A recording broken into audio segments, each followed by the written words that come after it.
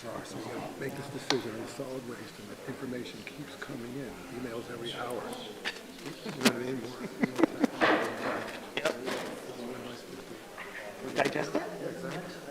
You're supposed to be instantaneous, Rob. Come on, aren't you a robot? I really tried with everything.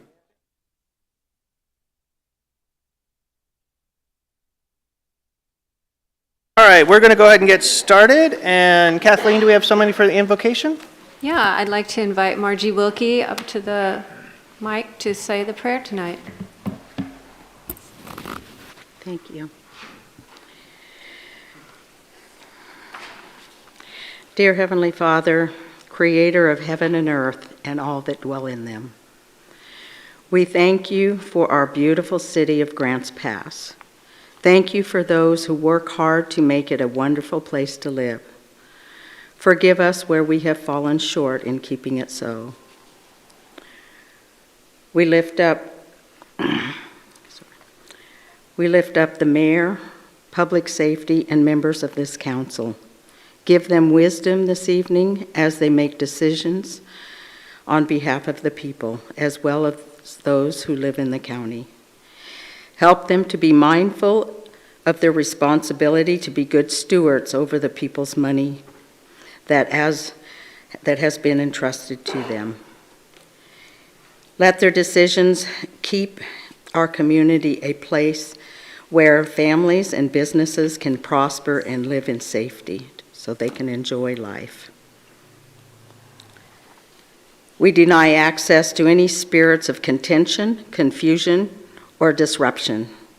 Father, we proclaim and declare that this meeting will be conducted in an orderly, respectful manner that is this evening in accordance to your will. We ask all these things in the precious name of our Lord and Savior, Jesus Christ. Amen.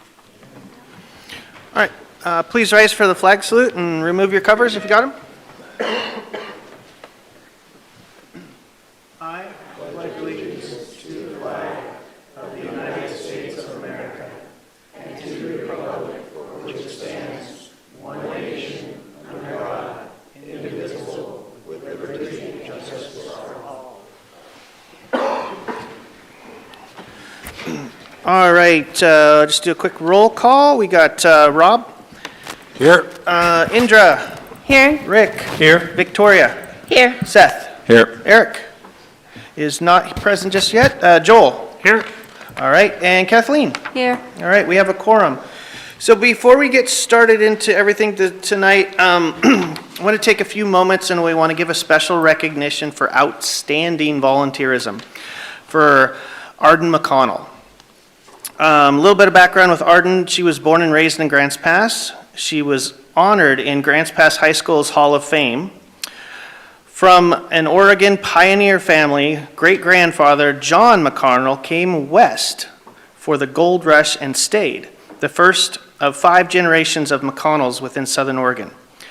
Her father, Sam McConnell, was a Grants Pass city councilman and owned a popular Palace Cafe downtown for many years. Arden restored the 1936 family home on Rogue River and got it placed in the National Register for Historic Places in the 1990s. A few of us put some words together for her notable accomplishments. Arden was a vice chair of the city's Historical Buildings and Sites Commission. She has served on the commission continuously for 20 years, helping to preserve and protect and promote our local historical district. Arden is responsible for getting GP City Council meetings televised, which has greatly increased public accessibility and transparency, and a few memorable comedy moments as well, too. Arden is also responsible for getting the city to substantially lower fees charged to the public for fulfilling public information requests.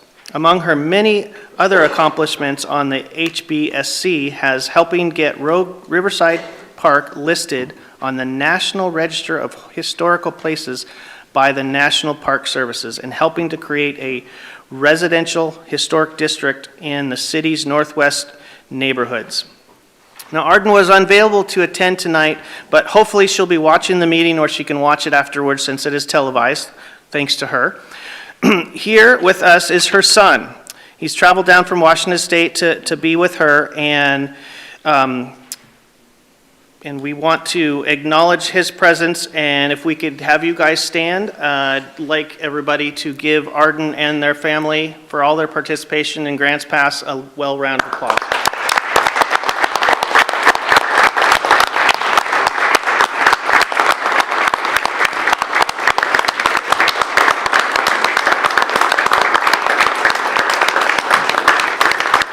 Thank you very much, and wish her well for us. Thank you.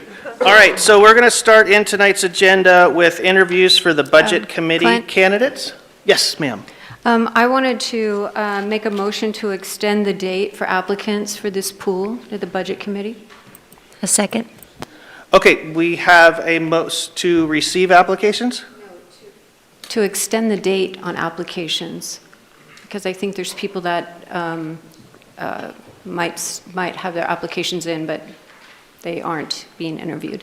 So I'm going to have to defer to JC because I know we are on a time crunch for this, and we actually have applicants, and we were going to be doing interviews as well as appointing people tonight. So JC, can you weigh in on the motion to extend the deadline to accept applications? Yeah, so the orientation starts for Budget Committee on March 2nd, and so we like to give people enough time in advance to let them know where they're supposed to be, when they're supposed to be, and then Budget Committee obviously starts meeting in April, and so being able to give them enough time to make those plans and arrangements rather than last minute. Yeah, it sounds like there's a whole month still until the So we have 4 available positions on the committee, and we have 4 applicants that will be seen tonight. How long was the application process open for? I know it's a Diane question, and she's not here tonight, but I want to say it was open for quite a long time. Okay. And then we also had the application process last year where we did not fill 2 seats, I believe. Okay. So there is a motion on the table, and there was a second, so I guess I will run that across the dais to see if there is any support for that. So there's a motion on the table with a second to postpone Budget Committee meeting application timeline, which basically would we even go forward with tonight?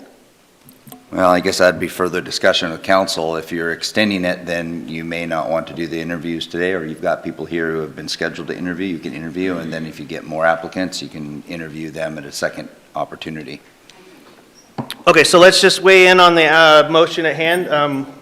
Yeah, hold on 1 second. So just to reiterate, the motion is to extend the timeline for Budget Committee meeting applications with a second. Further discussion of Rick? So I have a question. Of the 4 applicants tonight, if we, as a council or individually, only wanted to choose 2 out of the 4, we have that option after the interviews, and that could leave, and then at that point, the motion would leave the floor open for additional or for those people to be chosen in the future. Is that a possibility? If council desires, they can appoint 0 to 4 people this evening. Okay. And then if we're not filling all the positions, it would automatically leave the applications open only if we pass the motion. Yeah, I would say if you went through all 4 applicants tonight and only appointed less than that 4, then you'd have to open up the application process again to fill those vacant seats. Okay, thank you. So we'll proceed with the motion on the table. Any further discussion?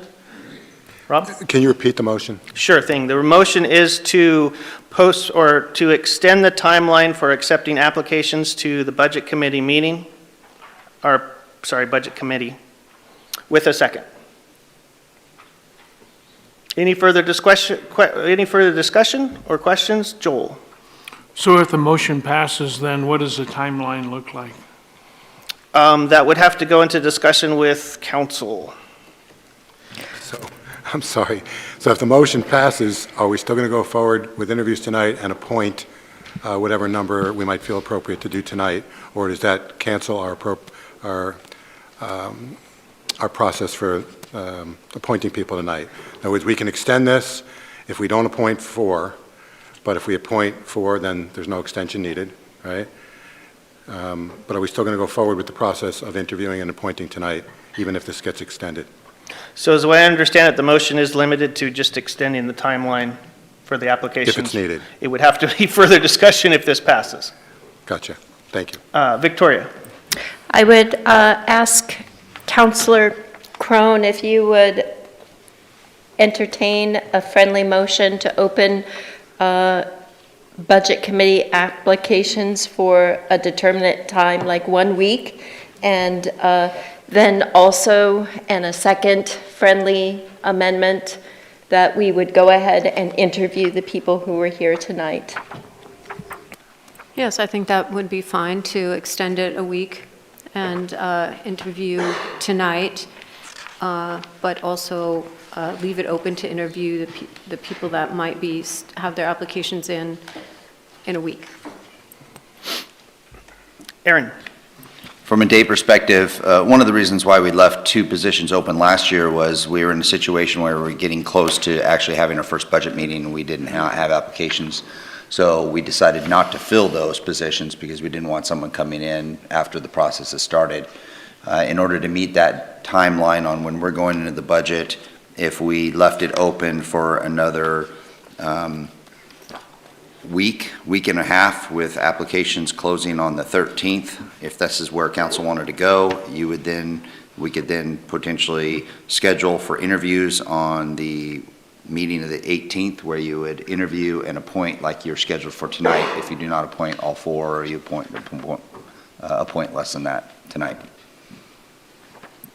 Okay, so clarification on the motion is to extend the timeline to accept applications for Budget Committee members with the amendment of a date certain on that, 1 week, as well as proceed forward with the interviewing of 4 candidates on the table tonight. So the question I still have is, okay, any further discussion on that? Indra? I just have a couple of questions. So when did the deadline close for the applications? Julie? We actually had 2 advertisements go out. The first one went out November 24th, and it closed on January 2nd. And then we had another one moment.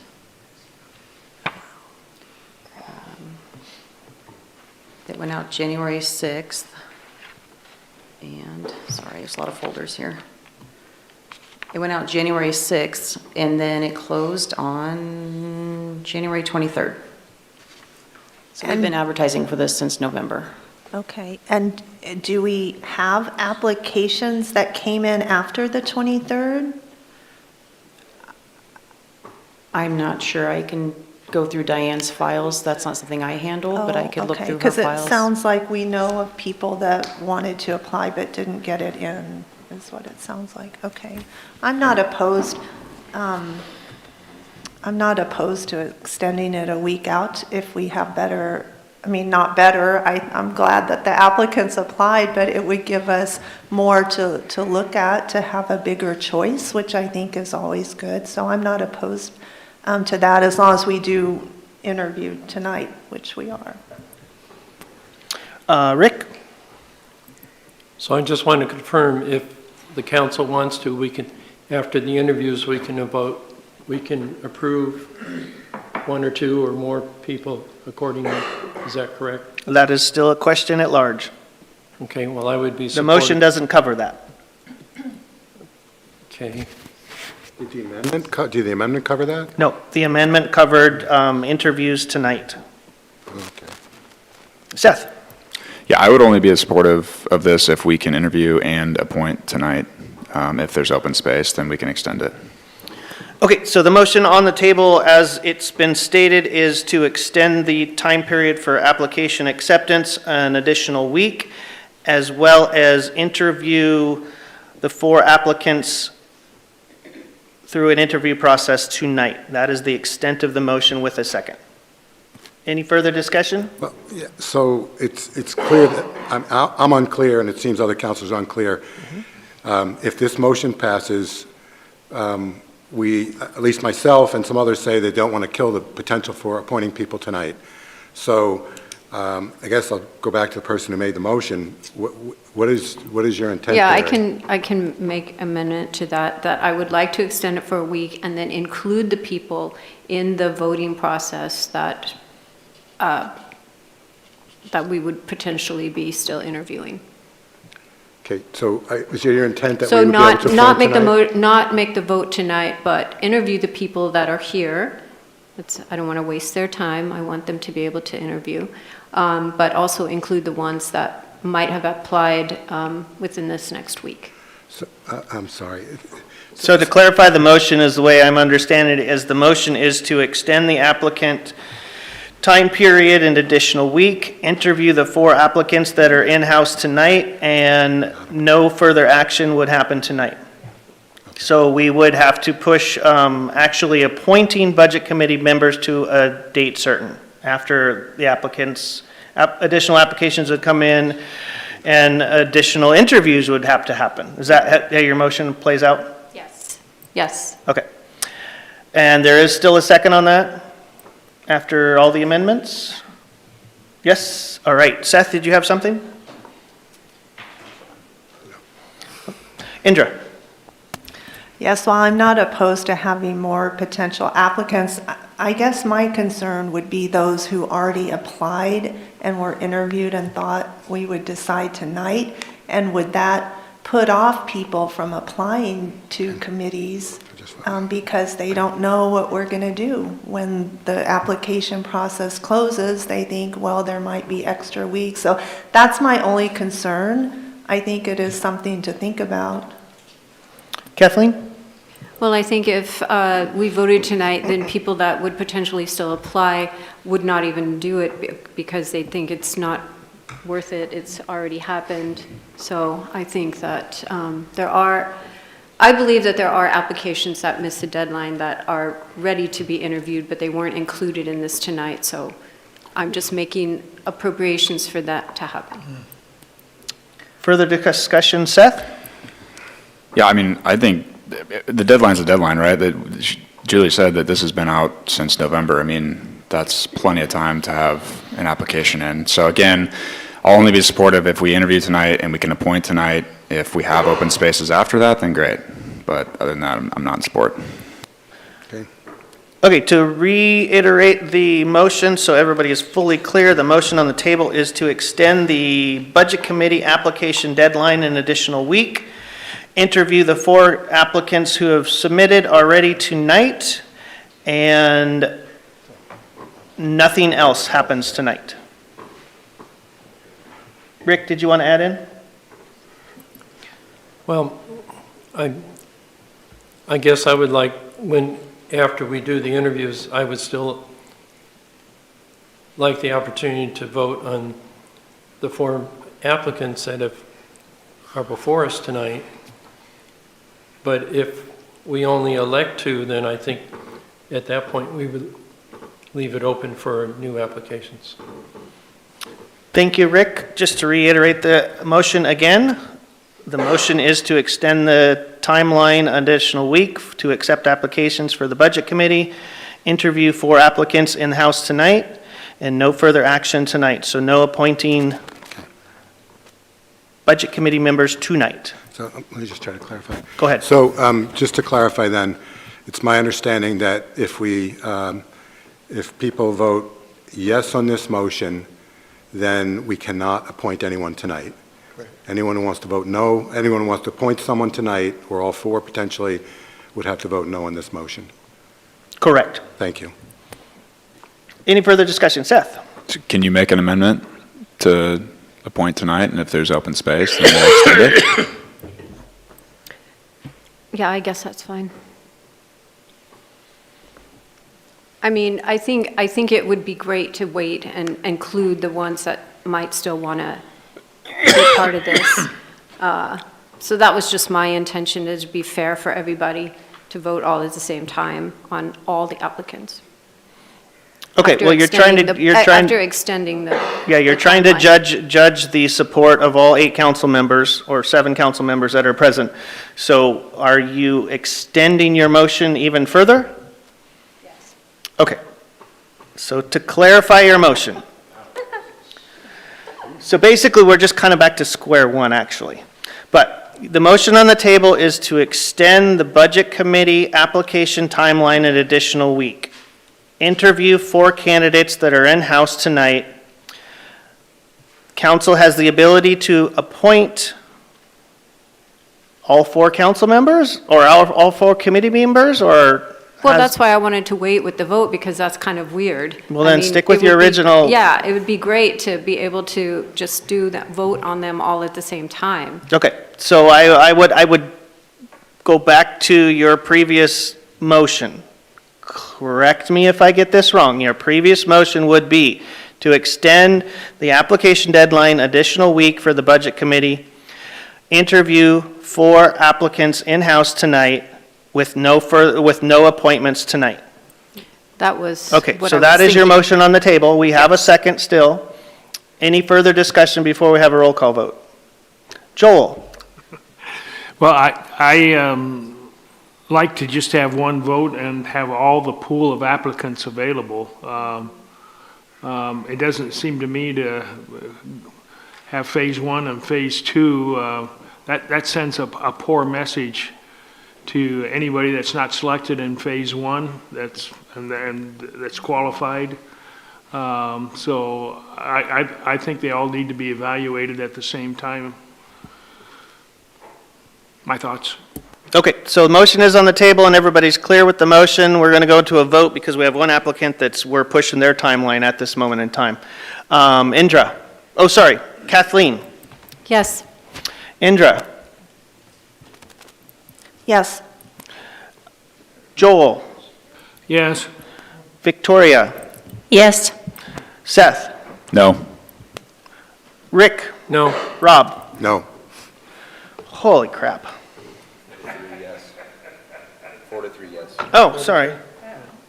I retract my holy crap because I actually counted wrong. Okay, so it passes tonight, so we will go into, we will extend the timeline an additional week for acceptance of applications, and we will proceed with interviews with no appointments tonight. With that, does he still have time? Yeah. Okay, sorry. Thank you. We're going to call up Nicholas Stark first because he has and you have something good to go to. Where are you going to go to? Oh, I volunteer on Wednesday nights at my church's youth group, so I have a bunch of freshman boys to corral. in Excellent, about 8 excellent. minutes, So supposedly. what we'll do is we'll start out here, give us a quick little tiny synopsis on why you want to be in a budget committee meeting, and then counselors will ask you a few questions if that's okay. Yes, and I will try not to cough the entire time. Apologies for that. So basically, I'll give you a little bit of my background. I was born and raised here in Grants Pass, went to Hidden Valley High School, graduated in 2016, and then went off to college in Virginia, where I spent 7 years doing college, and then working for the American Legislative Exchange Council as really a tax and fiscal policy expert. For state budgets specifically. So my experience in doing this sort of thing, analyzing budget documents, going through, knowing what the best practices are for free market, limited government, best stewardship of taxpayer dollars. It's quite extensive. I personally, I'm a priority-based budgeting individual, so basically asking questions like, what is the role of government? What are the essential services? How will we know if the government's doing a good job? What should all of this cost? And then when cuts and if cuts need to be made, how do we properly prioritize that? So I wholeheartedly believe in committees like this to be able to advise you as the council to best steward, how you can best steward the tax dollars that you guys receive as the city of Grants Pass. So really that's my heart behind being on this committee and wanting to be in this role. Thank you. Bring it back to council for questions. Victoria? What is 1 or 2 issues that you find are really important and pressing for the city right now? Yeah, the biggest one is public safety. I think that we've got to be able to best fund public safety. I mean, that's how the citizens actually interact best with government is through the public safety sector. For me, it's best funding it, but it's also making sure that it's effectively funded, that we're spending it on programs that actually do put the public safety of citizenry ahead of other priorities. I also think that one of the issues, I don't know that this is talked about enough, is what can we actually separate ourselves from the state and the requirements of the state. There's certain things that we have to do by law with the funds that the state gives us, but there's also things that I don't believe that we necessarily need to take dollars from the state for. So that's kind of another piece. I know that's a little out there, but that's another thing that I constantly consider. For context, I currently work in state politics with an organization that really is seeking to influence the conservative movement. So. Any further questions, Kathleen? So, Nick, what is the greatest asset that you can bring to the City of Grass Pass Budget Committee? Yeah, I think it's my extensive experience looking at budgets and having the mindset of stewarding taxpayer dollars first, effectively stewarding that. So the research that I've been able to do, looking at comprehensive, financial reports, all these sorts of things, finding little, problems in state budgets is something I've also had experience with. So really, it's that extensive experience of the research, the analysis, and sometimes the commentary on it as well. So being able to translate that into looking at the city's budget and then advising you guys with that. Seth? Yeah, I appreciate you playing, Nick. I was just curious, is there anything that, based on last year's budget, what we decided to move forward with, that you would have changed? Not anything that particularly comes to mind directly. Yeah, no. Rob? Seth covered my question. I was actually going to ask, did you look at last year's budget, and what was your takeaway from it? Yeah, I'm realizing that I should have.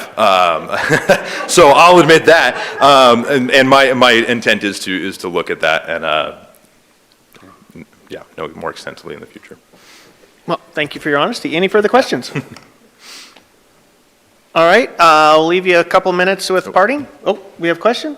Sorry, you got to raise your hand quicker. Go ahead, Victoria. Yeah. So, but you have had experience with budget, so I just wanted to give you the opportunity to describe that a little bit more if you'd like to.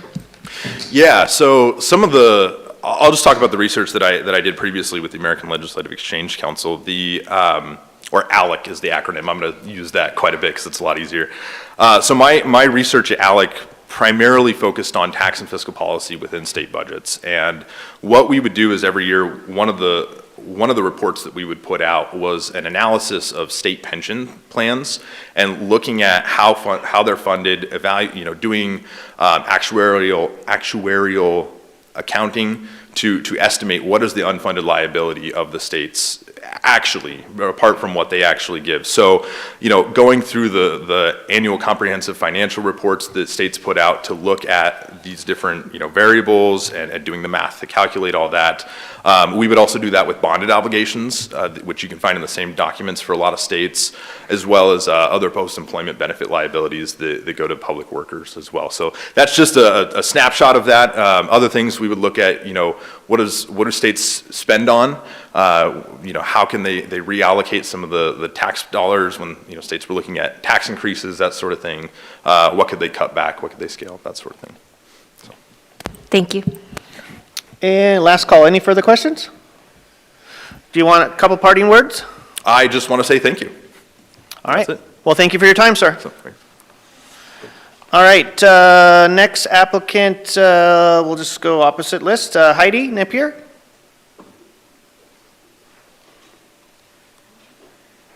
Do we have Heidi? Nope, okay. Nancy Listier?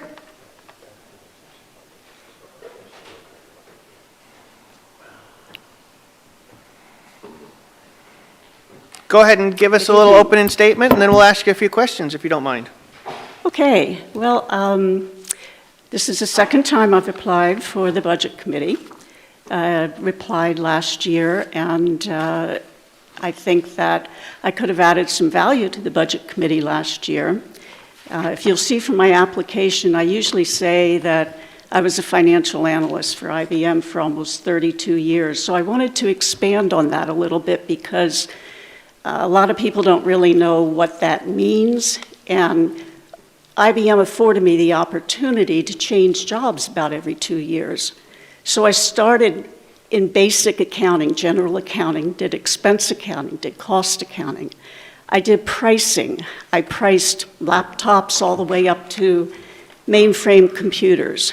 I worked for manufacturing divisions. I worked for sales divisions. I led organizations of 5 people up to hundreds of people. I managed budgets of over $100 million of expense, had $4 billion of revenue targets. So these were all opportunities that I had within IBM, and it all kind of falls under that category of financial analyst, but it was actually a much broader opportunity than that. And I really enjoyed 32 years of working for them. When I retired and moved here, it was to be with my grandchildren, but I didn't stop working right away. I started developing courses on accounting for the Small Business Development Center, and I taught people who were starting business or wanted to improve their skills. I taught them how to do basic accounting, how to pay their employees, how to develop and read financial statements so they knew if they were making money or not. And that really, that brought all of those skills that I learned in the commercial world into a nonprofit and a public sector world. So I learned a lot from doing that. And then since I've been here, I've been president or treasurer of a number of different nonprofit organizations in town.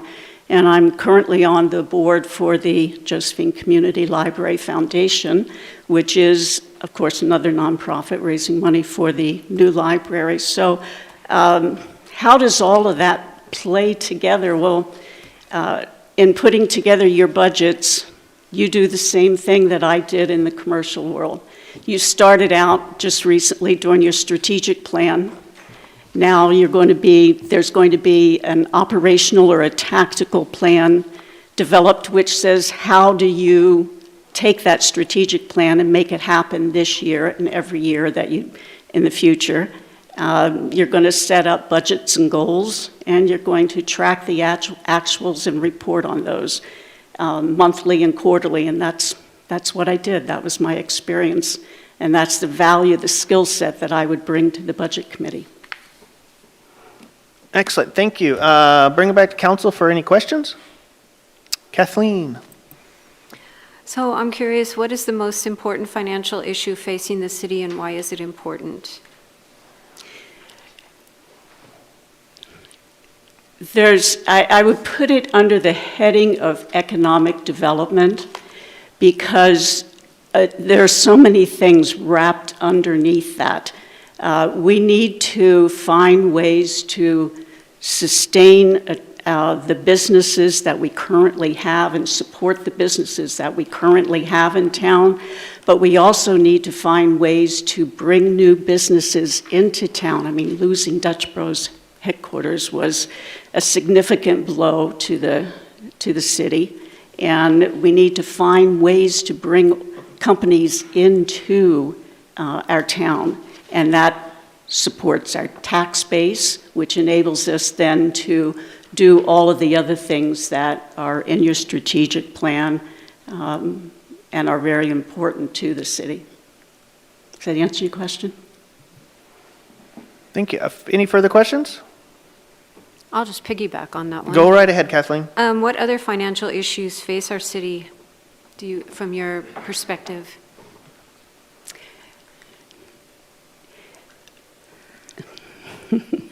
Again, it all kind of wraps up underneath economic development, but we certainly have the concerns with the homelessness and how the city's going to support that. That was $1.2 million this year that I don't think the city was really planning on spending that way.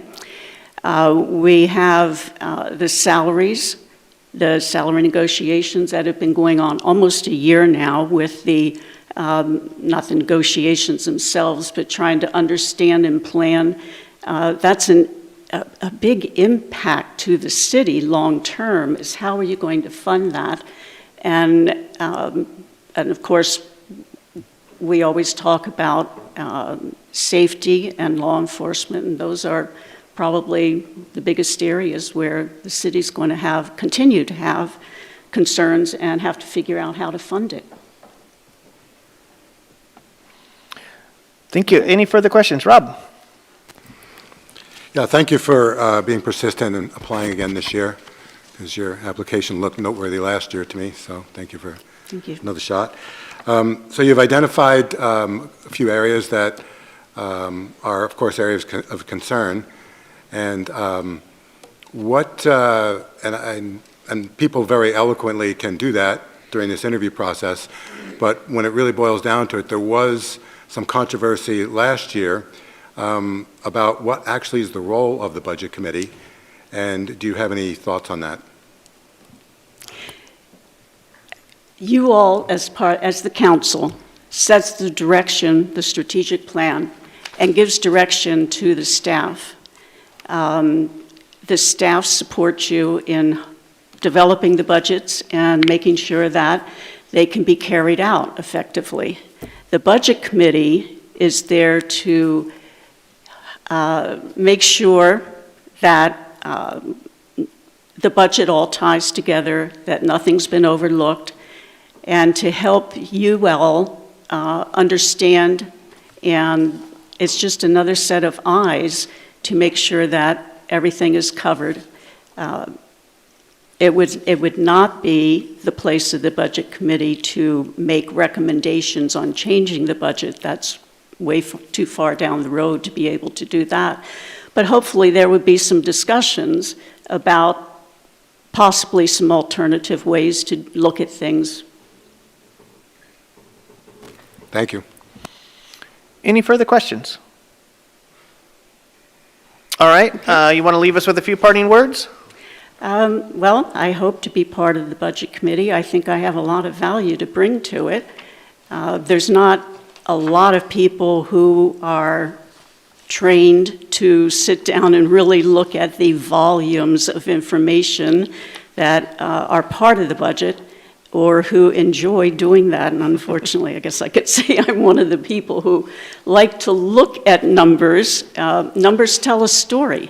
They tell you where you're succeeding and where you have problems and where your successes can lie. So I enjoy doing that, and I think it would be of value to the committee to have me on there. Thank you. Thank you, Nancy. All right, we have one last applicant, Tom.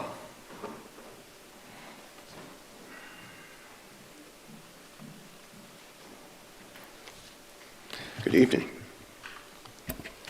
Go ahead and give us a little blurb on why you want to be on the Budget Committee, sir. Well, I was watching the announcement of vacancies on the Budget Committee, and when the first announcement came out, I really didn't think I would apply. But then I saw that the application deadline was extended. And when it was extended, that was a clue that the city didn't have enough applicants for the 4 positions. So I decided to apply. And I applied and got my application in on time. It's a couple of pages. I don't want to read it all, but I'd be glad to answer any questions about it.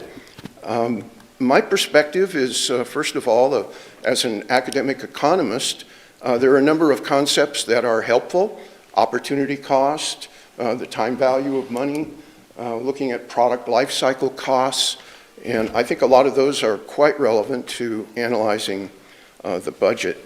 Also, as a local investor and property owner, additional fees and local taxes get magnified through the tenants who rent those apartments, and also as a landlord, there are financial implications of user fees and property taxes.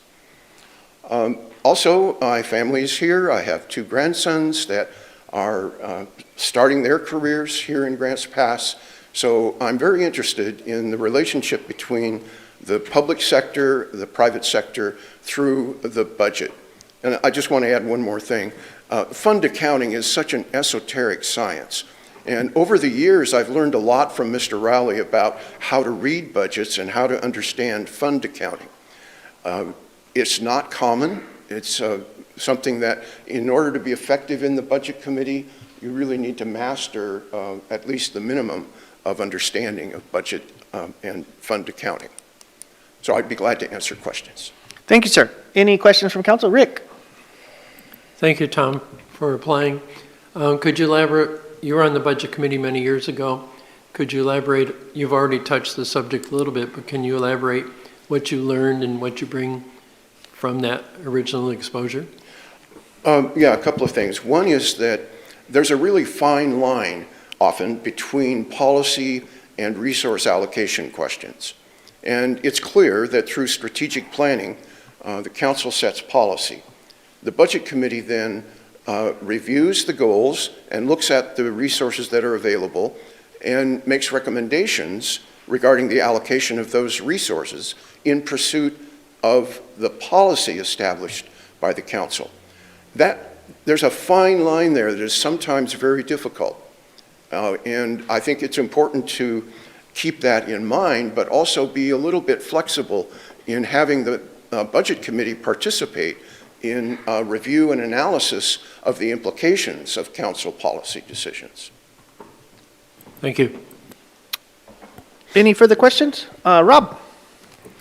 Yeah, Tom, it's clear from working with you in the past that you have a pretty broad understanding of subject matter. And I'm just wondering, when you said that originally you weren't going to reapply this year, or you weren't going to apply again, can you give us any insight as to what your thinking was and why you changed your mind? Well, I changed my mind primarily because I think I may be able to contribute to the process. So I think there's some value added that I could bring. I wasn't originally going to be an applicant because I've been so busy. I mean, just that simple. I needed to think about how to cut back on some of my commitments, and I've done that now. So I feel like I have time to devote to this process. Thank you. Okay, any further questions? All right, thank you. If you want a couple parting words? Just thank you for the opportunity to be interviewed, and I look forward to working on the Budget Committee in the future. Thank you. All right, I want to thank all of our applicants that were made themselves available for a gruesome interview tonight. Thank you very much. We will be extending the application deadline another week, and then we will schedule interviews from any applicants received, as well as do Budget Committee appointments at a later date. But thank you very much for your participation tonight. Okay, next on the agenda is a public hearing. I want to open, at this time I will open a public hearing to consider a customer dispute in regards to the franchise agreement between City of Grants Pass and Republic Services. We will begin the hearing with a staff report, followed by public comment, and then the matter will be discussed and acted upon by the council. Is there anyone present who wishes to challenge the authority of the council to consider this matter? Seeing none, do any councilors wish to abstain from participating in this hearing or declare a potential conflict of interest? Seeing none, in this hearing, the decision of the council will be based upon specific criteria. All testimony and evidence must be directed towards those criteria. The criteria which applies in this case are noted in the staff report. It is important to remember, if you fail to raise an issue with enough detail to afford the council and the parties an opportunity to respond to the issue, you will not be able to appeal to the land.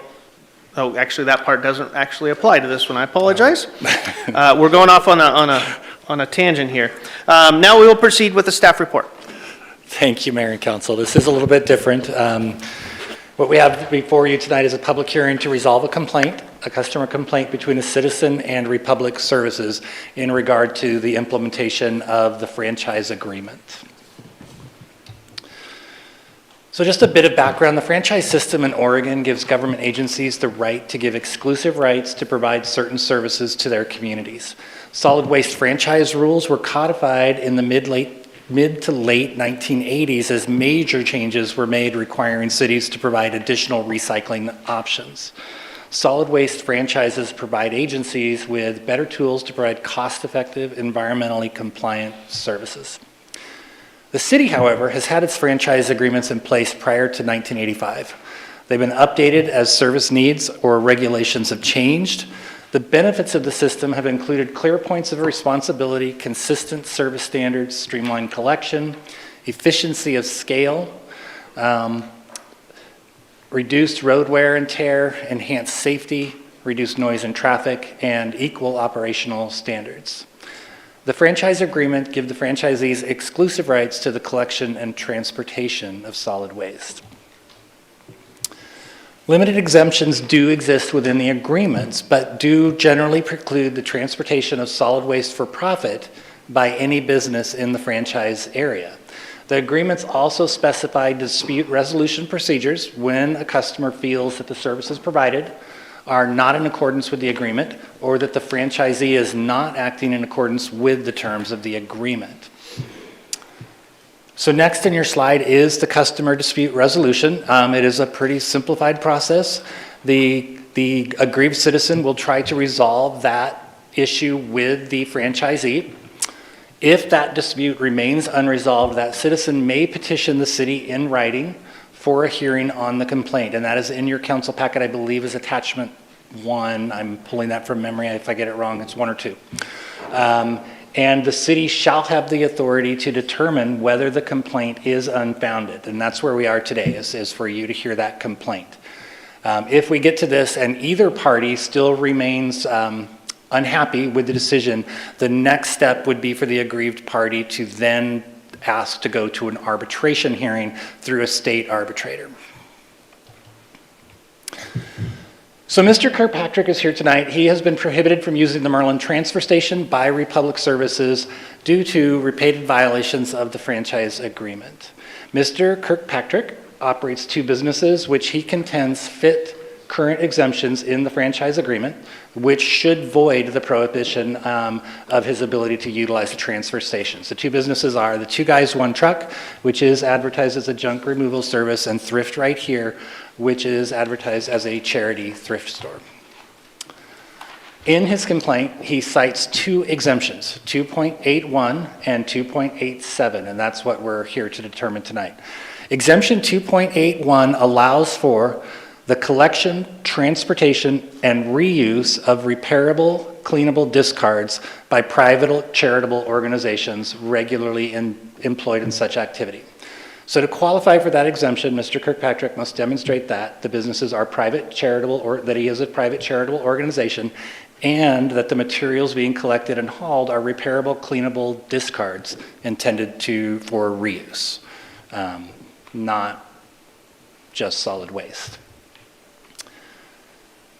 Same top line. Exemption 2.87 is, as Mr. Kirkpatrick has also said, demonstrated, that one is very specific that a contractor registered under ORS 701 for hauling waste created in connection with the demolition, construction, or remodeling of a building or structure, or in connection with land clearing and development, such waste shall be generated by the contractor, and that's really the key word, the waste shall be generated by the contractor in connection with the contractor's construction site and hauled in equipment owned by the contractor. So again, to qualify for this exemption, Mr. Kirkpatrick would need to prove that he is a registered contractor, and all of those are in your council packet. He is a registered contractor and all of the other documentation. The waste is being hauled was created by demolition, construction, or remodeling of a building structure or in connection with the land clearing and development, and that waste was generated by Mr. Kirkpatrick in connection with those activities, and the waste is being hauled in his equipment. So Your role tonight is to hear testimony from Mr. Kirkpatrick and Republic Services and determine if the complaint is supported or if Mr. Kirkpatrick is operating in violation of the franchise agreement. Mr. Kirkpatrick will be given 10 minutes to present their case to you, followed by questions from you to Mr. Kirkpatrick, followed by a 10-minute presentation from Republic Services, also followed by questions from you, and then we will open that up to public comment. And then Mr. Kirkpatrick will be provided 5 additional minutes at the end of the hearing to kind of close up and give you a final statement. And with that, that is the end of my staff report. Looks like we have a question for you. Rob? Thanks, Jason. So going back to slide 8, in the white part at the bottom. Yes. The collection, so an exemption would be for the collection, transportation, and reuse of repairable or cleanable discards by private charitable organization regularly engaged in such activity. Yeah. So that would mean that there'd be an exemption for someone who fits that description to collect these items. So I guess the question would be for me, once someone has collected those items, whatever they're going to do with them, whether they're going to try to resell them or give them away or whatever their plan is, there's probably some period of time where it's taking up too much room at their store or their yard or whatever it is. What are they to do with those items after they've collected these exempt items, or they've taken advantage of this exemption, they've collected these items?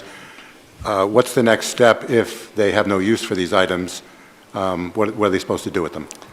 I can only speak to how, say, Salvation Army or Goodwill Industries operates with these items. That's kind of what that exemption was written around, is the thrift store, the 503C, the charitable organization. They throw those items in the dumpster in the back of the store. So when you say a dumpster, that would be something that's then collected by the franchisee? Yes, sir.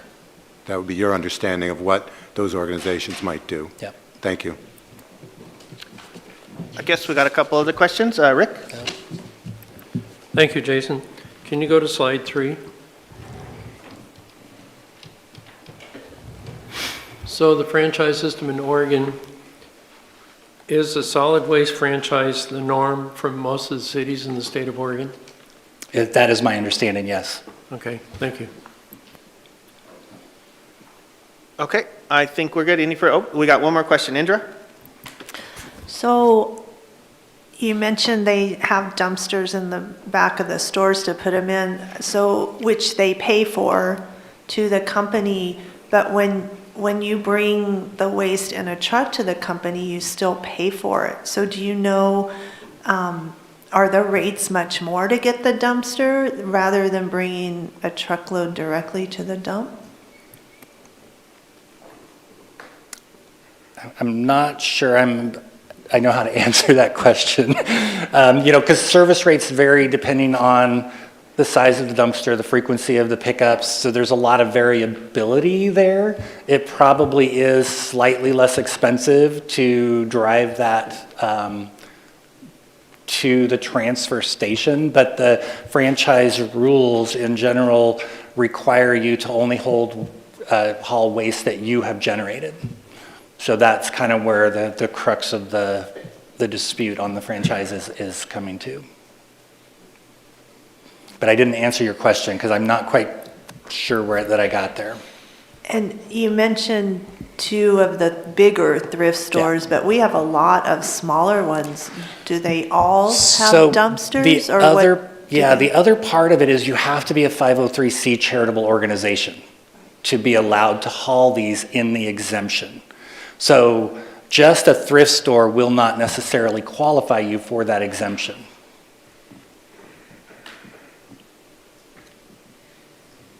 If you have questions about rates, I'm sure that could be addressed to the Republic Service when they And I think a lot of these will also come out through the presentations by both parties, but I think, really the key piece there, is it a not-for-profit, and are they hauling just the clean, repairable materials for resale? So is there anything, like estate sales, they go in and they have usable, they sell what they can, and they have junk. Do they haul them to the dump? What do the estate sale companies do? I would assume if they're operating within the franchise, they're having a dumpster delivered and they're filling the dumpster.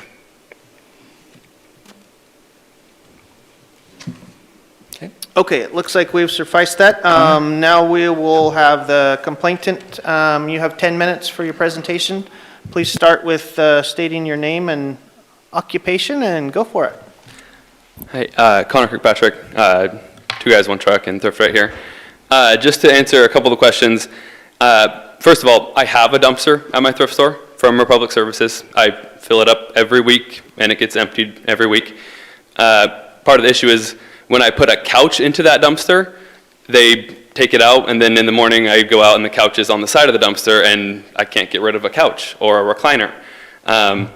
Anyway, so I have a dumpster from them. I utilize their dumpster service, you know. Also another point, collection of the solid waste happens at the transfer station as well. They are collecting it there for then final disposal at the landfill. Nothing gets disposed of at the transfer station.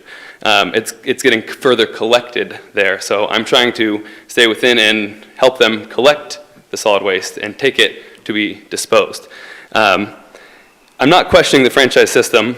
I understand the need for low trash prices and, you know, one company to serve specific areas and provide that curbside trash collection.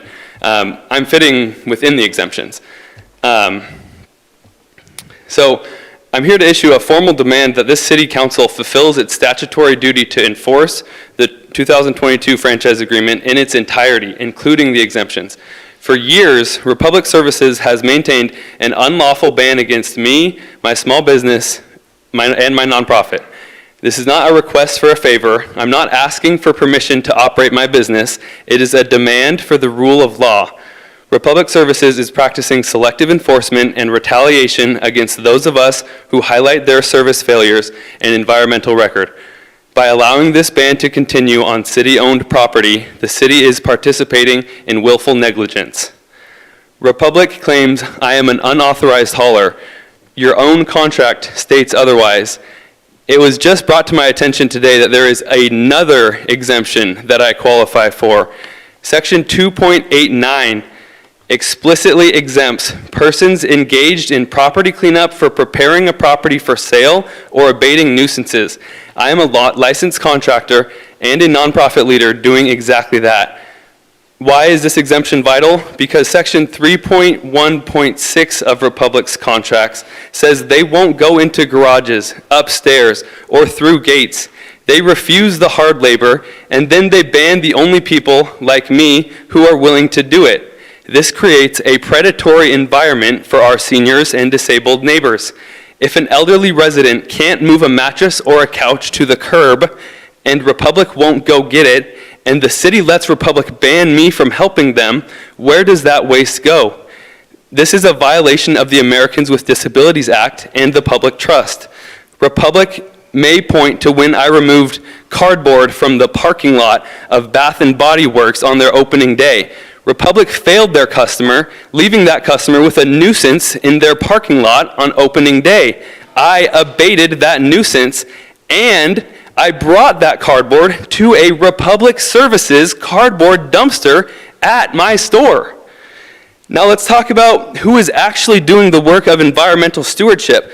While Republic is under DEQ investigation for methane leaks 200 times the legal limit at Coffin Butte, my nonprofit, Thrift Right Here, and my company, Two Guys, One Truck LLC, have been fulfilling state-mandated recycling goals for free. In the last year, I've diverted 952 mattress units from our landfill. That's 52,360 pounds, over 26 tons of bulky waste that did not take up space in our regional facility because I stepped up where Republic stepped back. It is a flagrant misuse of rights granted for a super emitter monopoly corporation to ban a local nonprofit and a licensed contractor that is single-handedly managing 26 tons of waste diversion for this community. If they are under DEQ enforcement action and state-level environmental violations, and they are refusing to participate in state-mandated recycling programs, why are we letting them dictate policy on our city-owned land? You have the power and the duty to end this tonight. Section 8.3.5 gives you the inherent and statutory right to act in the best interest of the people and to prevent flagrant misuse of this franchise. I have provided you with a draft order. It demands Republic lift this ban within 48 hours. If they refuse, you have the right under Section 5.8 to terminate their lease and take the facility back. If the tenant won't follow the landlord's rules, they don't get the keys to the building. This is the people's facility, not Republic's private monopoly. I have my ORS contractor's license. I have a 501c nonprofit corporation. The contract is clear. The data is clear. I'm demanding that you protect our seniors, protect our environment, protect the integrity of your own contracts. Order Republic to lift the ban tonight. Thank you. Would you like me to go through any of these sections? I highlighted a few sections of the agreement here. We can go through it together since I have a few more minutes left. Or we can go into the repairable, cleanable discards and what is a discard and at what point is waste generated. When I deem that I can't hold on to something any longer to sell it, that's when the waste is generated. That means I tried to reuse it, I tried to rehome it. At that point, when I deem that those discards are beyond point of sale, that is when the waste is generated. The waste isn't generated when I put it in my truck. The waste is generated when I deem, and that is me generating that waste. And all that point of repairable, cleanable discards and all those other exemptions don't even matter because exemption 2.89, Jason, can you put exemption 2.89 on the screen? Are you able to do that? So everyone can see that exemption as well. I know you guys all have it in your packet. Yeah, to be quite honest, no, they don't, because you only turned that in today. And I gave it to them. Was only related to the two previous exemptions. 2.89 was not part of your original complaint. And you guys all have that in front of you. I gave you guys all a copy of the full exemptions. And also, it is concerning that the staff report, while my complaint only listed those two exemptions, shouldn't the staff report have noted that other exemption? Or how come any of the multiple times I went to multiple solid waste agency meetings, why was that other 2.89 exemptions not brought to my attention when I went to the solid waste agency meetings in March or in August when I presented at the solid waste agency meeting? And actually in August when I presented, the solid waste agency said that we did need to make changes and something needed to change. And then in September, they heard from the haulers and then they decided we have these exemptions. We don't need to change anything because we have these exemptions. And that's fine, just honor the exemptions.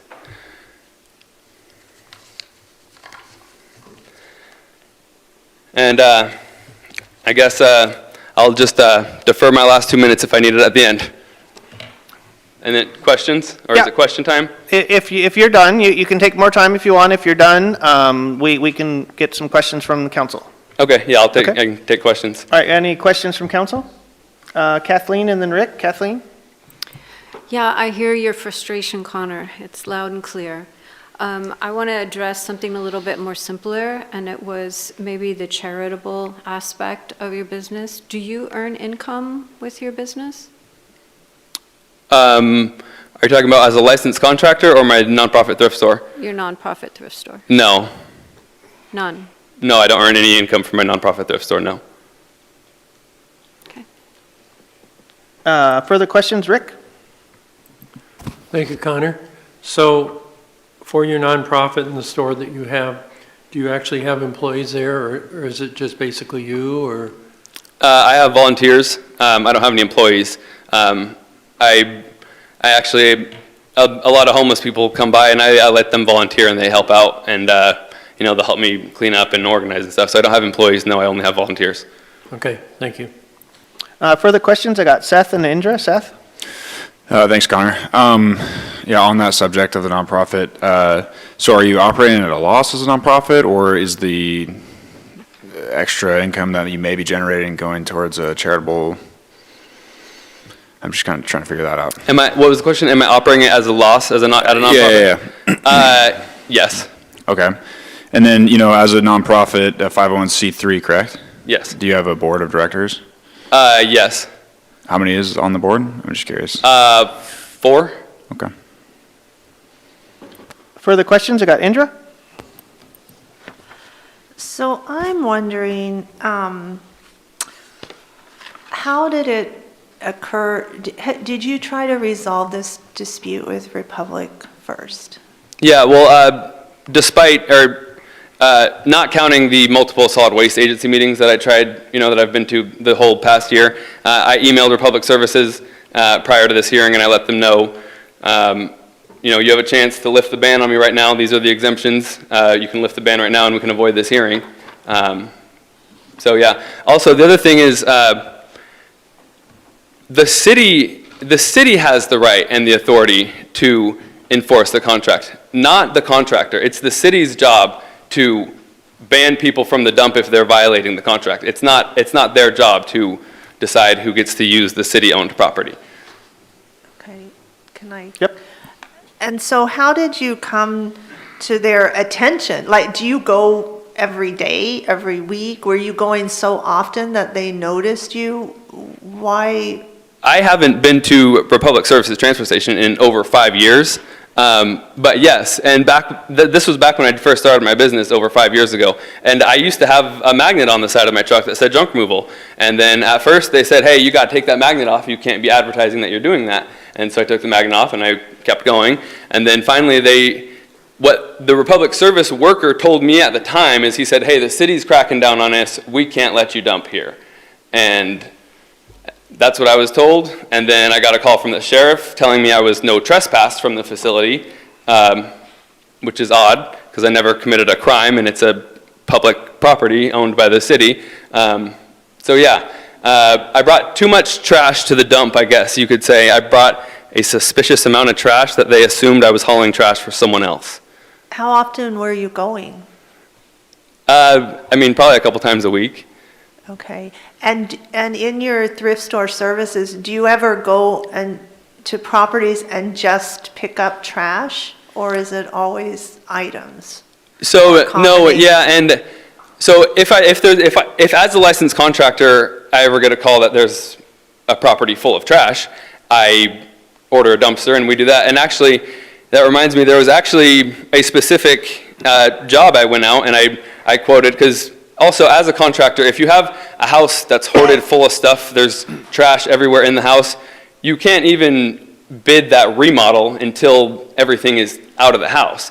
And so I went and I looked at this job and I said, you got probably, I told them I think it was 60 yards of trash. I said, we're going to need 2 30-yard dumpsters from SOS. And I told him we're going to have to order them from SOS, and they'll probably be able to get them here on Monday or whatever. And he got back to me and he said, hey, sorry, I'm going with someone else. They are going to throw all the trash in their trailer and haul it straight to the dump, and they can get started right away. So I've actually lost out on business because I follow the franchise agreement. I could have told them, yeah, I'll be there right there, and I'll load my box trucks. But because it was straight garbage, and it was more volume than I had the capacity for in my dumpster, I told them we're going to have to rent a dumpster from SOS because we were in SOS's area. And so, yes, if there is that situation, I know the rules. I know that trash, I can't haul trash, well, except for according to that new exemption, and that's why I have a dumpster at my thrift store. The trash I put in my Republic Services dumpster. That's what I'm supposed to do. At many solid waste agency meetings, they said if you remove trash from someone else, it needs to go in Republic Services dumpster. It doesn't matter where that dumpster is, if it's at my site or the customer's site. So I operate the way I'm supposed to operate. And so one thing is, and that's, so say I'm doing land clearing and there's a pile of blackberry bushes and I need to clear that, I'm clearing the land. And then I start moving the blackberry bushes and then there's a pile of garbage under the blackberry bushes. That's common. So then I would have to stop and say, hey, you guys are gonna have to order a dumpster in, and then we will have to put this garbage into the dumpster and I can only take the blackberry bushes. But because I have a dumpster at my thrift store, if it's a small enough amount, I can say, hey, no worries, I can take this and put it in my dumpster. And that's the issue, and so I operate within the franchise agreement, but there are situations when Like I tried to put a couch in my dumpster, and now that couch is still next to my dumpster. And so I don't know the point of the exemptions if they aren't going to be honored, and I don't think that they get to pick and choose where they honor the exemptions. Okay, I have a couple more questions if I could. Just specifically, so what you're saying, what you take to the landfill or to their station is the reusable stuff. You don't take the trash there. Is that what you're saying? It would be the reusable stuff that I have deemed Right. are not going to be worth repairing or reusing. Which could be trashy. Well, so, and that's the thing is I accept more donations than other thrift stores do because I give back to people who don't have much. So like UCAN calls me and they say, hey, we just got someone into housing. Can they come to your store and furnish their house? And then the people come to my store and I give them whatever they need for their house for free and I don't charge them for it. And you brought up one more. You brought up the land clearing. So what's your understanding, this was not clear to me, what's your understanding of, it says land clearing only in connection with planned development? So when you're talking about land clearing blackberries or just clearing property, what's your understanding of what they mean by that? Are you talking about the section 2.87? I'm not sure what section, sorry. Where it says the connect. Here, well, it's on this slide, or in connection with land clearing and development. So for my pile of blackberries example, say someone has, a field on the side of the house, but there's a pile of blackberries in it.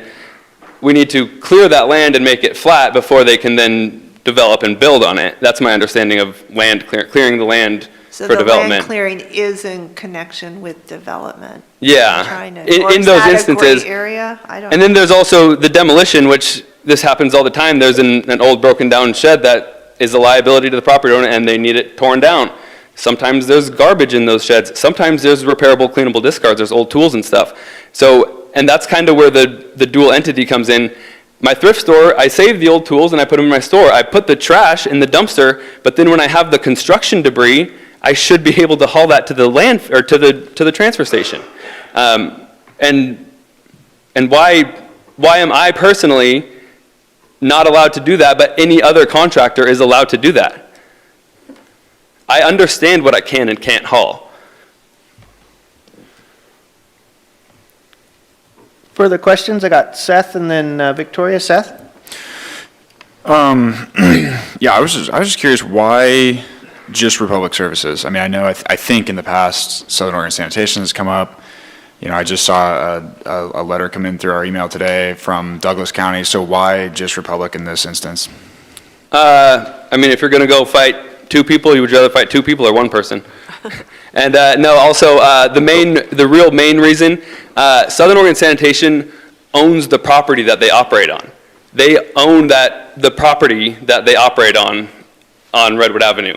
Republic Services leases that property from the city of Grants Pass. So to me, that's why I chose only Republic Services, because the city of Grants Pass has an obligation more so than a private business owner protecting. For all I know, SOS has the right to refuse service to anyone, but when you're using city property to provide a public service, then that's my reasoning for only. And I would be interested if you got an email from Douglas County. Can you forward me that? Because I have never received anything from Douglas County.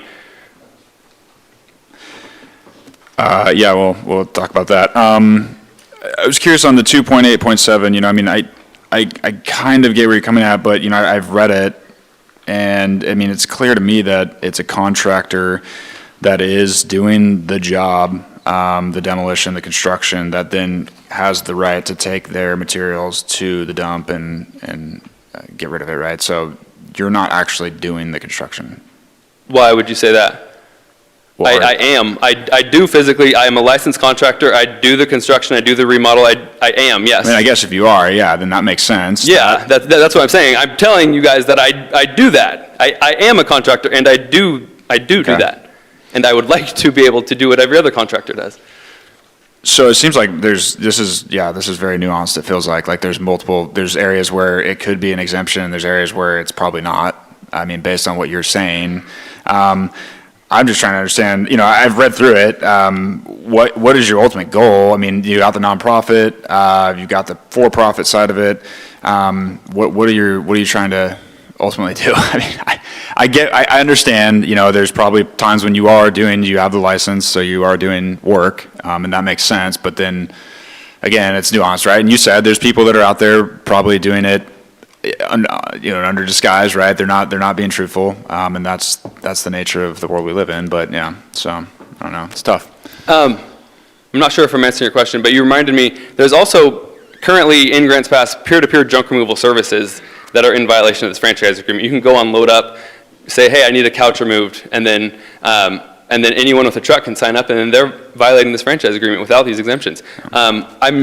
I think I misunderstood your question about what's my ultimate goal. I think my goal is to not have to drive over an hour to go to a dump. I was actually just in, my ultimate goal is to get Southern Oregon where we need to be as far as reducing, reusing, and recycling, actually being our state's solid waste hierarchy and not just a slogan. I was at the Lane County transfer station just yesterday, and they operate the way a transfer station should operate. They have trailer from St. Vincent de Paul. You can stop and unload your donations first. They have building material, another nonprofit that does building material. You unload building materials that can be reused. They have the mattress recycling, which I provide solely for Josephine County. And those transfer stations are operated by Lane County. They aren't operated by these private monopolies who profit more from landfilling. So let's say somebody has a property that wants to remove junk. You're not doing construction, you're not doing anything like that, right? Strictly just wants to remove, trash, junk, things around the property. So you could hypothetically charge them, right, to go there, remove that, but then bring in a Republic Services dump bin or Southern Oregon Sanitation, right, to the property, put it in there, pay their fee, they remove it, right? Is that an option? Yes, and that is what I do if there is large volumes of trash. But usually when I do a clean out, it's 10% trash, 90% repairable, cleanable discards. Because, if you think about someone died and now the inheritors need to remove all those items from that house, they didn't just live amongst trash. It was all their stuff that they now need to get rid of. And then that's where the nonprofit comes in and the sorting comes in. And that's where we sort through, and I fill my dumpster every week with the trash, but sometimes I have large items that don't fit in the dumpster, and I would like to be able to access the city-owned transfer station like everyone else. Okay. Further questions? I got Victoria, and then Rob. Victoria? So your issue is with them not giving you the ability from your perspective of being a licensed contractor and not being able to dispose of like every other contractor. Are you separating this from your issues at the nonprofit side? So do you understand why they wouldn't take some items in a dumpster at your nonprofit? Does that make sense?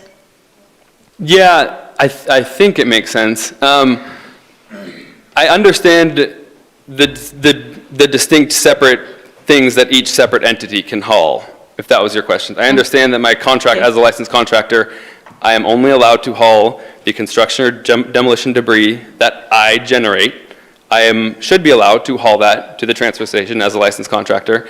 And as a nonprofit thrift store, I should be able to haul the repairable or cleanable discards that at whatever point I deem are no longer worth the floor space in my store and they need to go to the dump. So both of my separate entities should be able to haul two separate sets of materials, if that makes sense.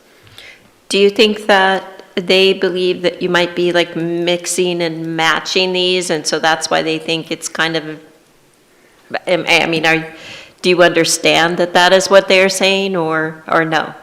Their beliefs are irrelevant to the exemptions that are in the contract. But what would you say then? Are you mixing up the contractor and the nonprofit? I guess No, you've said no. are you saying, like, hypothetically, if I were going to take a load to the dump, would it be a mixture of the repairable, cleanable discards and the construction debris? The answer is no. I would specifically, and to avoid that confusion, to your point, I specifically separate those to make sure that there isn't that confusion. So my licensed contractor would be hauling the demolition debris, and then the nonprofit entity would be hauling the repairable or cleanable discards. So yes, yes, I understand what you're saying, and I would not plan to bring mixed loads. I see what you're saying about how that could confuse them. If I was allowed to go to the dump, and then they would be like, well, wait, who is this coming from, the nonprofit or the contractor? Yes, I would make sure to have separate loads, separate entities hauling the separate items, which I go above and beyond to fit within this franchise agreement. Yeah, it's funny that we have the Small Business Task Force going on right now, because this is kind of one of those ridiculous regulations that kind of tries to shut down small businesses. And then my last question is, as you brought up just things that you didn't like about this franchise agreement and things that you believe that they do wrong, why is that important for your case here tonight? I'm not sure I'm understanding the question. Well, I just don't know your exemptions. What do your exemptions have to do with violations that you say this franchise is committing? Just in your speech, there was a section of your speech where you're saying they're doing this, they're doing this, they're doing this. It seemed like you didn't like that they did.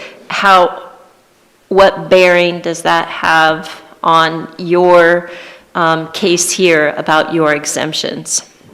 I'm not sure if I'm following. I don't like that they ban people from the dump.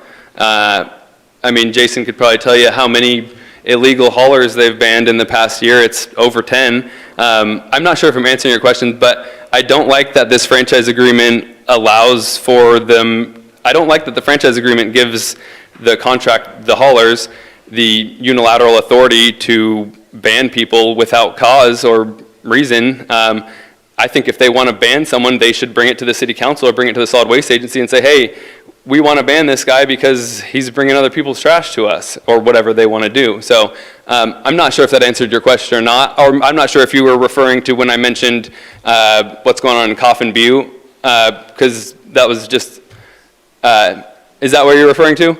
I believe so. Okay, yeah, so that was separate but related. Up in Coffin Butte, where Public Services owns that landfill up there, they're under DEQ enforcement right now for failing to monitor 92% of their gas leaks. They're emitting 200 times the amount of methane gas that is legally allowed. So that just goes to their credibility as an organization and their care about the communities that they operate in over profit. So I think the ultimate question was, why did you even talk about that? Because it's not necessarily relevant to your complaint. Well, and I had brought that up. Jason mentioned that I thought that Republic managed the post-closure of the Merlin landfill, but Jason let me know that the city operates that. So I'm hoping that the city does much better monitoring than Republic does of their landfill. Okay. Further questions, I got Rob, and then Joel and Seth. Rob? Yeah, this is a difficult position for council to be in, but we did sign up for it. I guess what makes it difficult is, as Seth mentioned, there's a lot of nuance. I'm sure we're going to hear a lot of rebuttal from Republic. They're here tonight. And there's a lot of information that, even though I did most of my reading over the weekend, a lot more information came in today. So, it's hard to digest it all on the fly. But I guess what I think, if I understand what one of the issues that you have, I think the words you may have been looking for was due process. In other words, when you get to the, or when someone gets to the dump or the landfill, or whatever, it seems as though you're saying that it shouldn't be up to the monopoly holder or the franchisee to be judge, jury, and executioner. They're deciding kind of unilaterally whether or not they, from their appearance, from your appearance of your truck or whatever, they're deciding whether or not it's appropriate for you or it isn't appropriate for you. So there's no due process there. And I guess that's kind of what you're seeking. Yeah, that's correct. Well, and also, I mean, there could be as much or as little nuance here as you want there to be. Section 2.89, I'll just read this. The transportation of solid waste by persons engaged in the cleanup of property for the purpose of abiding a judicial order, preparing the property for sale, abating nuisances, or eliminating hazardous conditions. So if someone has trash on their property and they're trying to list that property for sale, I am allowed to transport that solid waste. I don't even need to use a Republic Services dumpster. If you can all just read that exemption right there, that is what I do. I help people prepare their properties for sale by abating the nuisances and eliminating the hazardous conditions that exist on the properties before they can sell them. Right. I guess part of what I'm talking about with, you included a lot in your presentation, and some of it I don't necessarily understand. So on the one hand, you have a dumpster on your property. Theoretically, Republic comes around and services that dumpster, and pretty much anything in that dumpster is appropriate for them to cart away. But yet you mentioned something about you putting a couch in the dumpster and they won't take that. Okay, so I don't understand. And then what are you supposed to do with that if you're not, are you then not allowed to take that to the transfer station yourself as a reusable item? That's clearly was a reusable item, a couch. They won't allow it in the dumpster, and then they're also not allowing you to take it to the transfer station as well? And that is correct, yes, and that is why it's a violation of the exemption. So it would seem as though one or the other, they should either be allowed to be in your dumpster, or clearly you should be allowed to take it to the transfer station, I guess, is what I'm gleaning from that. Would you agree with that? Yes, the latter. I should 100% be allowed to take it to the transfer station. Okay, so thank you. So on this other exemption that you just became aware of, the 2.8.9, explicitly protects property cleanup and nuisance abatement from franchise. That to me would be, I'm just reading that on face value, and somebody could correct me, whether it's Jason or the franchise holder, when it explicitly protects property cleanup and nuisance abatement from franchise requirements. I read that as saying that pretty much anything that you're doing in your line of work would be an exclusion, or it would be an exemption, I should say. As you're saying, property cleanup is what you do. That doesn't necessarily say whether it's reusables. It could be garbage. It could be biological waste. It could be a lot of things, I guess, from that 2.8.9. What do you take that to mean? Could it be anything, literally? Garbage or whatever? Because that's the way I'm reading it. Almost anything. I mean, if something is causing someone a nuisance, that could be 2 trash bags on the side of their house that's making flies come into their house. So yes, I agree with your interpretation of that, and that's what makes this ban even more concerning. Mm-hmm. Okay, so just a couple of other things. Did I hear you say that it's been 5 years since you've been to the dump? You said something about 5 years, and I didn't follow that. It's been over 5 years since I've been to any transfer station in Josephine County. I've been hauling to other counties for over 5 years. Okay, so and why have you avoided the transfer stations in Josephine County? I have been banned and no trespassed. Even without being there in 5 years? Yes, I tried to go to Southern Oregon Sanitation when I got my contractor's license with a load of demolition debris. At that point, I was no trespass from the facility. And that was 5 years ago? No, that was just, that most recent one was just this past year, I believe, because I just only got my contractor's license just over the past year or so. So yeah, after I got my contractor's license and I knew that I fully, no questions asked, qualified for that exemption, I said, okay, great, I can go to the dump, I can take this demolition debris to the dump. And I tried, and they issued a no trespass on me for trying to do my contractor's job, and fit within the exemptions of the franchise agreement. Okay, thank you. Further questions? I got somebody that wants to weigh in. Go ahead, Stephanie. I just wanted to provide some potential clarification regarding 2.8.9. My understanding on this is that it has to do with, it's that abiding a judicial order. That's referencing the judicial orders to clean up properties that have been determined to be nuisances under the legal definitions. So it would be abating legal nuisances and eliminating hazardous conditions as defined by the law, not just that somebody thinks it's a nuisance on their own property. Thank you, Stephanie. Further questions? I got Joel, Seth, Indra, and Rick. So Joel? Thank you, Stephanie, for that. I just got 3 questions. We got everything in front of us here. Connor, do you transport solid waste while engaged in the cleanup of property for the purposes of abiding a judicious order, preparing the sale for property, abating nuisances, and it's not and, it's or, the way it's written, it's not and, it's or, eliminating hazardous conditions. Do you do that? Yes, sir, I do. Okay, then under 2.8.7, under your contractor's license, do you haul waste created with demolition, construction, or remodeling of a building or structure, or in conjunction with land clearing and development that you have generated on your construction, on the contractor's construction site, and you own the equipment that hauls it to the dump? Yes, sir, I do. Do you do anything else besides those 2 things and hauling stuff to the dump? You got the you got the trash bin that Republic hauls for you. Do you do anything outside of those 2? I do have my nonprofit thrift store as well, which I haul the repairable and cleanable discards for reuse. Okay, so, okay, thank you.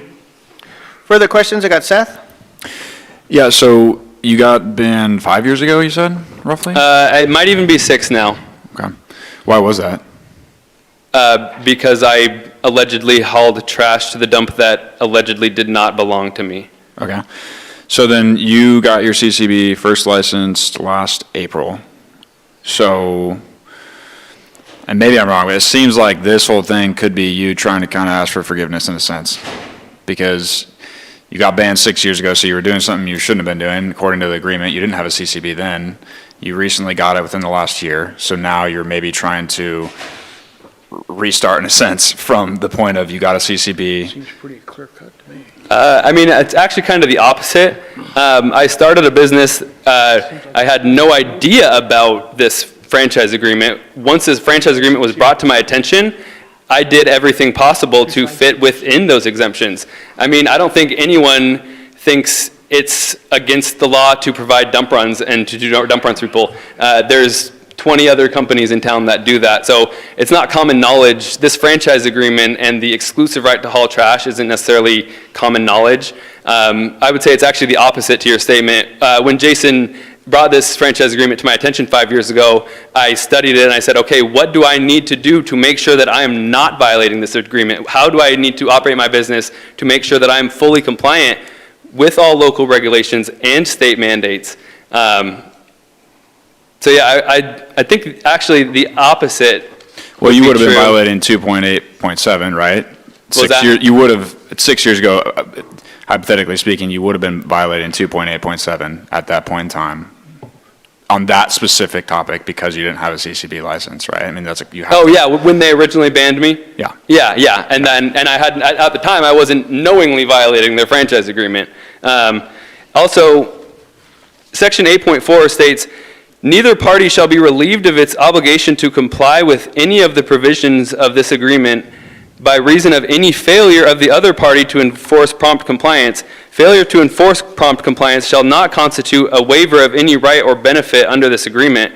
So just because the exemptions haven't been acknowledged previously doesn't mean they don't still need to be acknowledged. This is kind of, I mean, it's still somewhat related to this, but so hypothetically, if you were to get exemptions granted, would this apply to your property on, what is it, Fruitdale River Highway in terms of, you know, removing debris from that property? You know, I've had people talk to me about that property specifically. I would assume, I don't know off the top of my head, that there's code violations happening right now. I live in that ward. I drive by it frequently. I'm just curious, you know, I looked at Google reviews. A lot of people said the same thing. So I'm curious on that front. Yes, definitely, and that would be hopefully a reason the city would grant these exemptions, because like I had mentioned, the couch that I tried to put in the dumpster that's now been sitting by the dumpster for a week. So yes, exactly. Yes, definitely. Further questions? I got Indra and Rick and Rob. Indra? I'm going to head in a little bit different direction because you mentioned discrimination.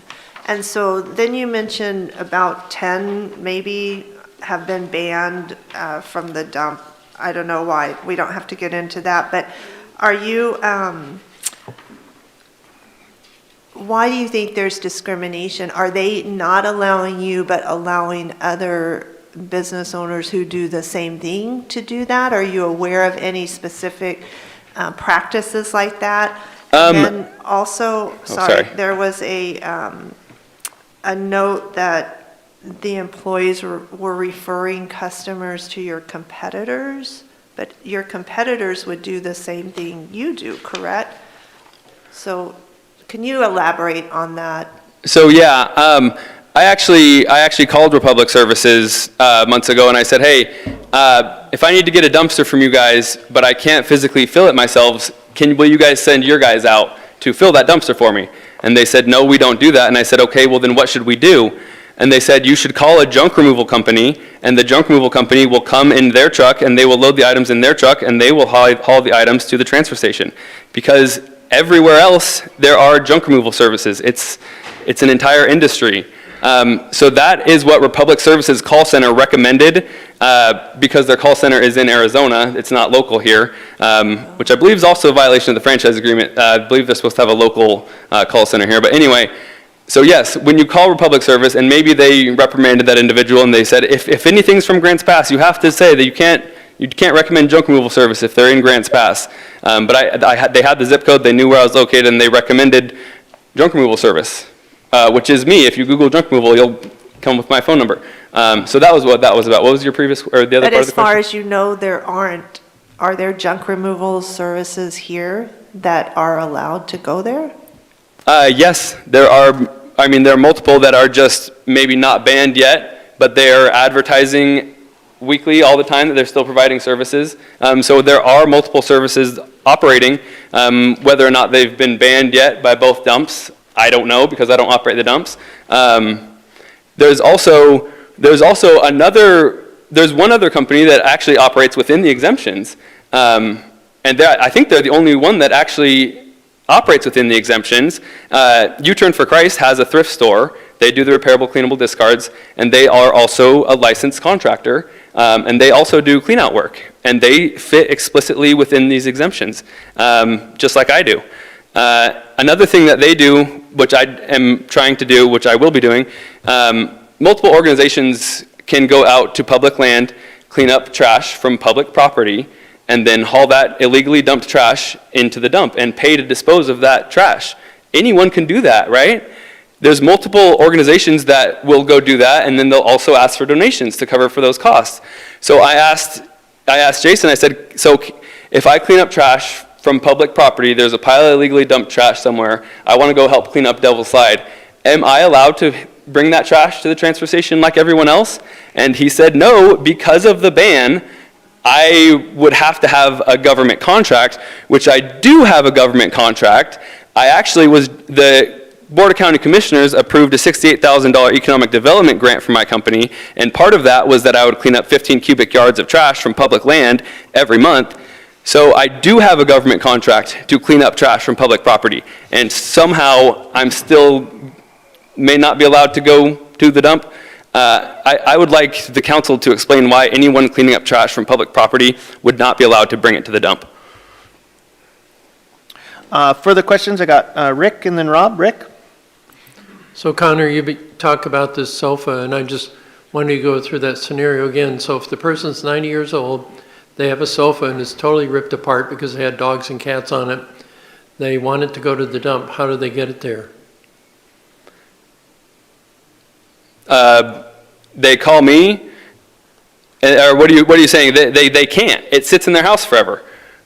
Or they can rent a big 30-yard dumpster that might fit the dimensions, and then they can hope that they might find someone that can then pull that out and put it into the dumpster for them, which is hard when you ban companies from doing this work. Who are they going to call to do that work of putting that couch into that dumpster for that person?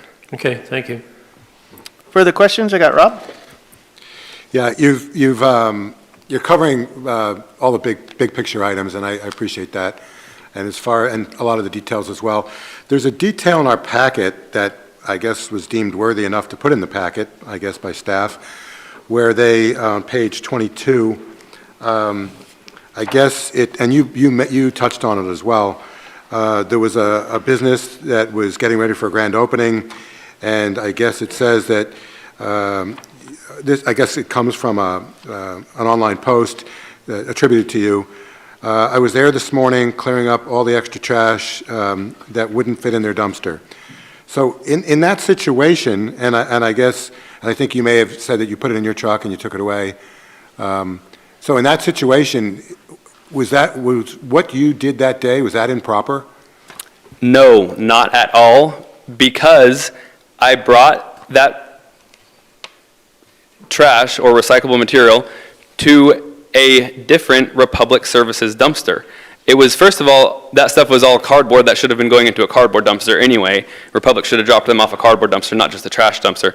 But anyway, it went to my thrift store to a cardboard dumpster to be recycled by Republic Services. So that, just because I was able to move it from the parking lot to a Republic Services dumpster, that was more efficient and that helped the customer and that didn't violate the franchise agreement, versus Republic having to go then send another separate truck out with a 5-yard dumpster to drop off for them to then put that stuff in. It was their opening day. They called me with an emergency pickup saying they needed this gone for opening day. And so no, that's not a violation of the franchise agreement to remove stuff from one property and put it into a dumpster on a different property. Thank you. Further questions? Anybody else? All right, thank you for your time, sir. Thank you. At this point, we will have Republic Services step up.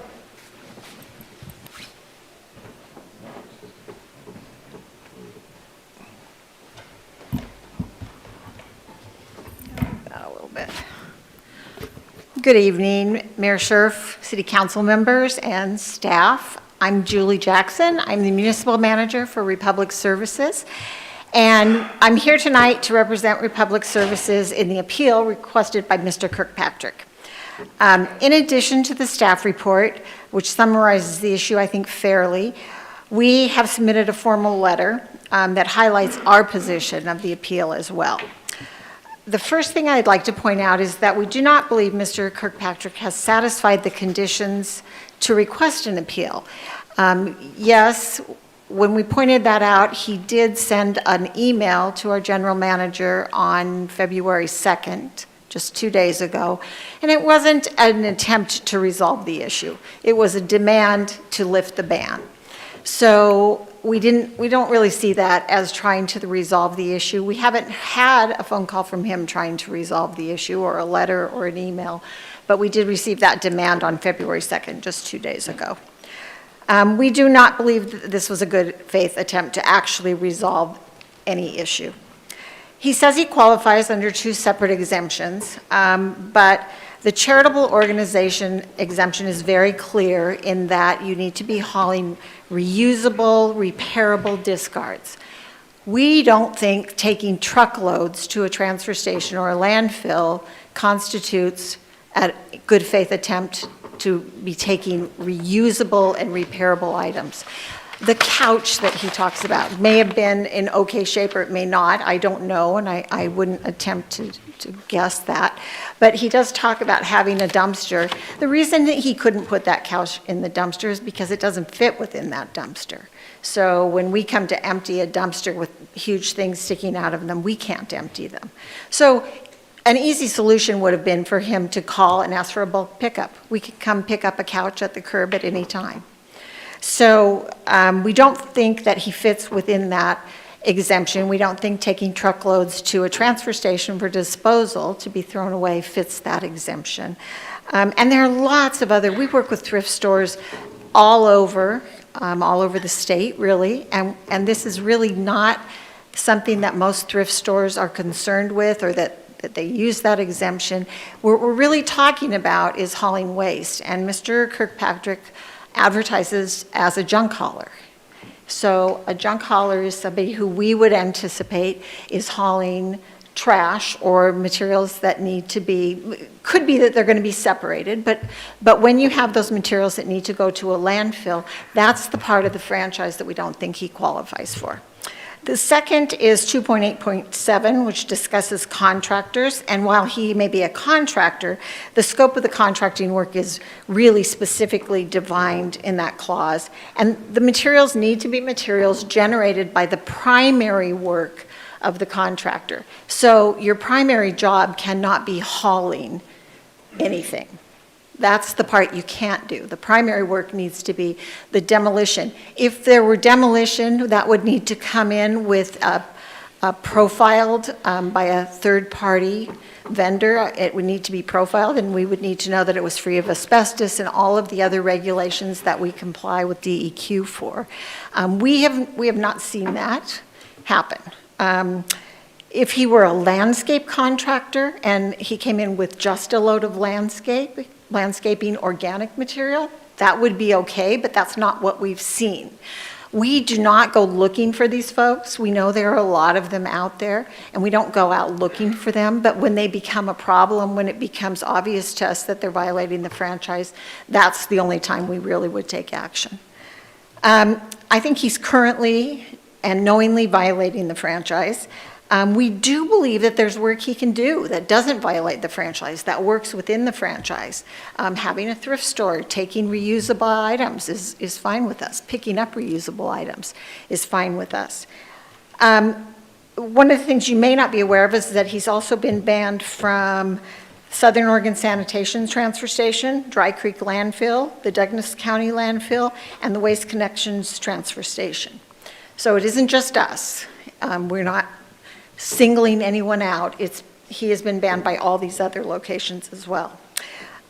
We're willing to meet with him and discuss, for example, the mattress issue. We understand that he's involved with the mattress EPR program. We're also talking with the state mattress EPR program, and it could be that we can collect those, or the mattresses that are part of this program, without getting too technical, there are program mattresses that have to be collected if you're a part of that program. And then he's paid for the mattresses that can be recycled.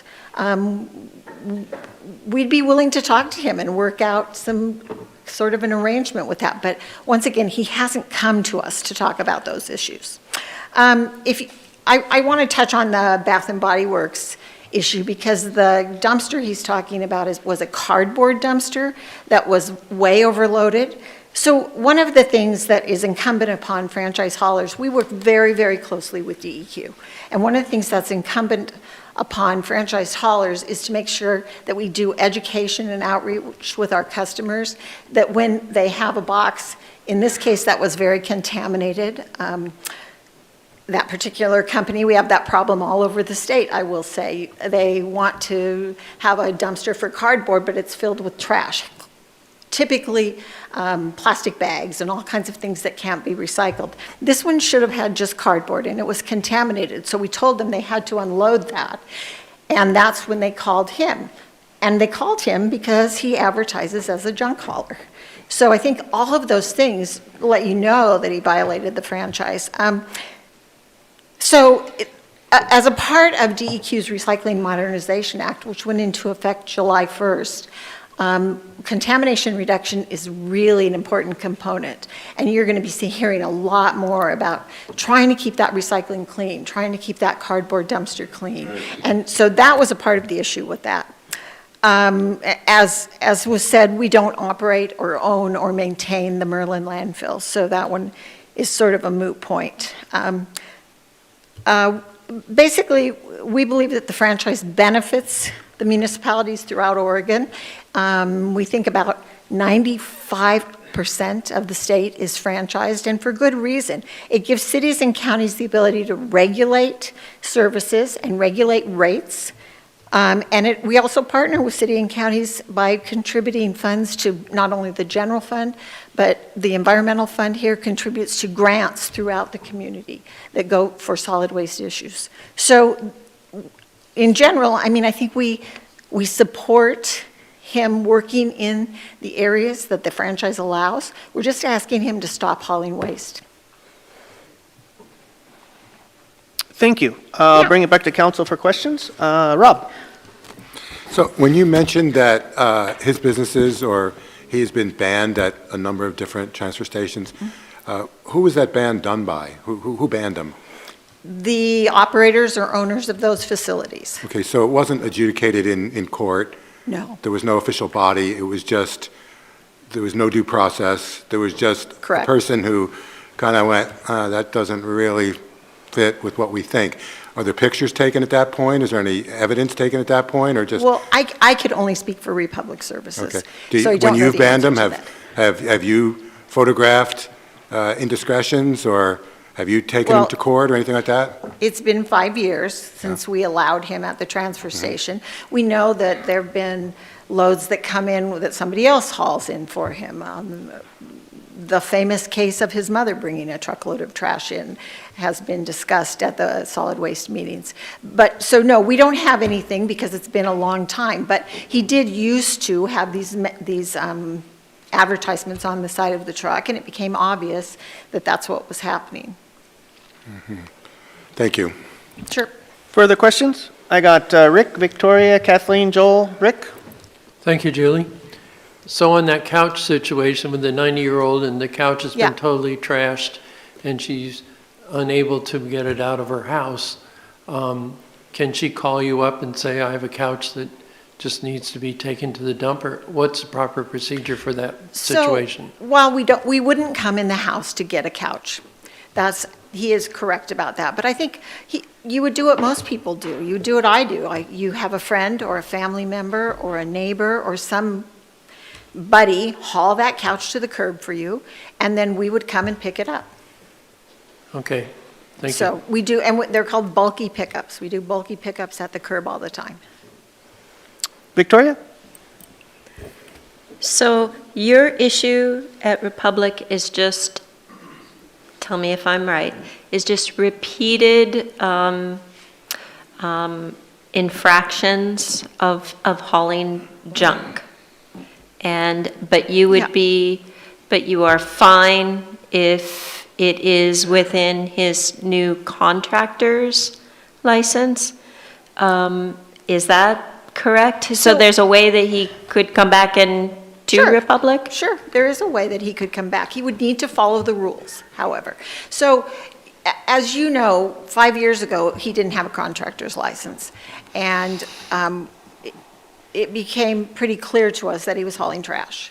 So, if that situation has changed, the franchise itself tells you that he has a process to come and try to resolve that with us. If that doesn't happen, he can always come to the solid waste agency or back to the council. But yeah, of course, we're not going to say never, not ever would we say that, but you've got to follow the rules. So if he were to come to say, here's my license, but that has not, you would say, okay, and here's the rules or whatever, and that has not happened since Correct. Mr. Kirkpatrick has had his contractor's license. Okay. No. Thank you. Further questions? I got Kathleen. I was just wondering how much DEQ regulates your, what you can take and can't take. Significantly. So DEQ regulates not only solid waste, which could be trash, what you would call household trash, but also recycling. So we are under a lot of obligation to follow the rules. For example, as I just mentioned, demolition debris needs to be profiled. We have to know if there's some kind of hazardous material in there. We have to know if there's asbestos, which is in many, many, many demolition loads. But we have to know those things going in. We haven't seen anything like that come in from him. So just demolition, we've turned people away here and in other places coming in with a demolition load that isn't manifested or isn't profiled because we don't know what's in it, and we are under obligation not to take those loads by DEQ. Recycling needs to be clean recycling. It can't be mixed with household trash or any other kind of trash. And Now, that's regulated by DEQ as well. Now, there's been a lot of change with the recycling, so is that clear? Is he clear on what can be recycled and what can't be? Well, I can't answer that for him. So recycling is also part of the solid waste system. So recycling can be trash, solid waste can be trash that needs to be disposed of at a landfill or a transfer station, but it can also be recycling. All of that is covered under the solid waste system. So the franchise system doesn't allow for other people to haul that.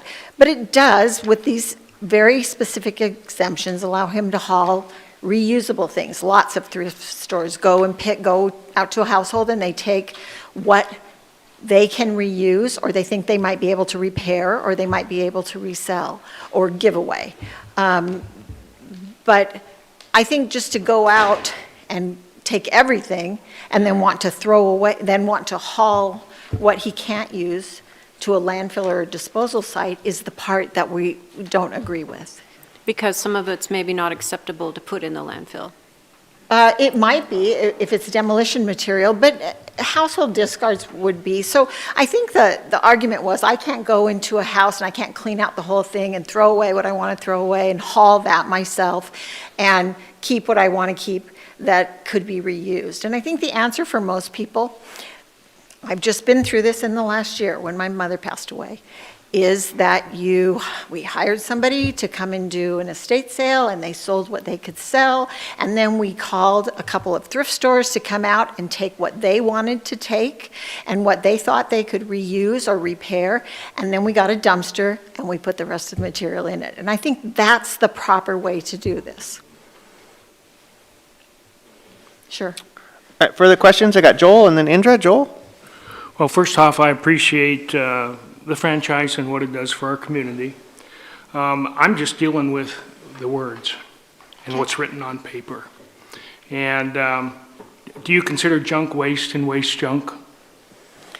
Yes, I think industry-wide across the country it is. So he can haul junk then, anybody can haul junk then under these two exceptions, because it talks about waste. Sure. I don't see anything in here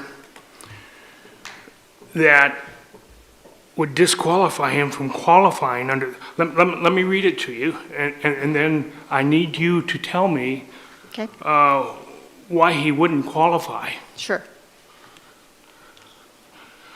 Hauling waste created in connection with the demolition, construction, or remodeling of a building or structure, or in connection with land clearing and development. There's no word primary in there. Such waste shall be generated by the contractor in connection with the contractor's construction site and hauled in equipment owned by the contractor. Second one, transportation of solid waste, junk, by persons engaged in the cleanup of property for the purpose of abiding a judicious order, preparing the property for sale, abating nuisances, or eliminating hazardous conditions. So I think now what disqualifies him from those words? Well, I think, And I'm not talking about primary. Nope, I'm not talking about junk versus waste. Nope, me either. so let's go back to the last one you mentioned, because I think when you put that word "or" in there, there are a couple ways to look No, at that. I didn't put it in there, it's in there. When you read it, there are a couple ways to look at that. So No, or is or. It's on paper. It is, but I think the first part of that sentence tells you what he can do, and then he can do it for this or this. Or But the this first part or of the this, sentence correct. tells you there needs to be a judicial order. Right. We have certainly not seen anyone come in with a judicial order from one of his companies. So Under that, I don't see where that's required. It says or. I I mean, or is pretty specific. If it said and, Yep. that would be different. Well, I will tell you that I didn't have our legal team go over that one because he did not bring that up and use that as one of his exemptions. I'm just talking So about we can what certainly you're come doing back here. to that. But Yeah. I'm saying that the first part of that sentence tells you it needs to be part of a judicial order. And I think that's what that's intended to mean. It says or, ma'am. It does. Yeah, Okay. but you and I are reading that "or" differently. We're putting a comma in a different place. Yeah. And then you asked do you want me to answer the second part of that first? I'm sorry? You asked a first question, and that was about Well, I just wonder the why. contractor piece of it. Why he wouldn't fit there from your perspective. And what I heard was, it was primary, it was waste instead of junk. I heard that it was, it wasn't a primary I don't see the word primary in here. I don't see where you looked at this statute objectively and applied it to his situation. Well, because I'm not a lawyer, I didn't rely just on myself, but we did have our legal team take a very close look at it, and they felt that it was very specific that he did not meet that contractor piece of it, because you need to be... What was the logic that they were using? Well, because you need to be, the waste needs to be generated by you, meaning I'm building a house and I can haul away the trash at the end of the day from building that house. I'm a demolition contractor and So I that's can... 2.8.7. Yep. Under 2.8.9, it doesn't, it just says by persons engaged in the cleanup of property. Well, that's a piece of that section. That's not all of that section. And I think a lot of the confusion comes, especially when we were at the Solid Waste Agency, from looking at just little pieces here and there out of the franchise I'm agreement. looking at We the need to whole look thing. at the whole thing. I'm looking at that whole section, ma'am. Well, I think that section with the "or," this ambiguous "or," really starts the sentence by saying it needs to be as a part of a judicial order. And then it describes how you do that under there. So we're going to disagree on how we're reading It's that. judicial order, comma, next one, comma, next one, comma, Mm-hmm. or. And I don't know, maybe it was poorly written, but it's what we're dealing with. I think And that's how my English we've teacher would say interpreted it. it's, it can be one or the other. I mean, it's not an and. Sure. Further questions? I got Indra.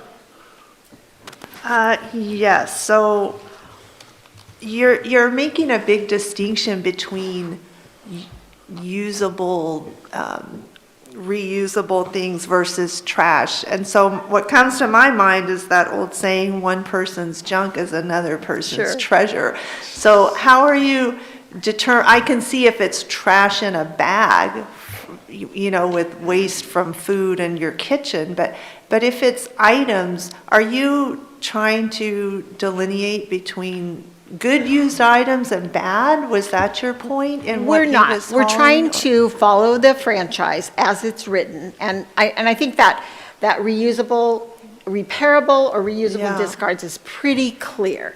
When a truck full of obvious trash comes in that doesn't have anything to repair or that somebody might want to use, then we're going to say that's trash.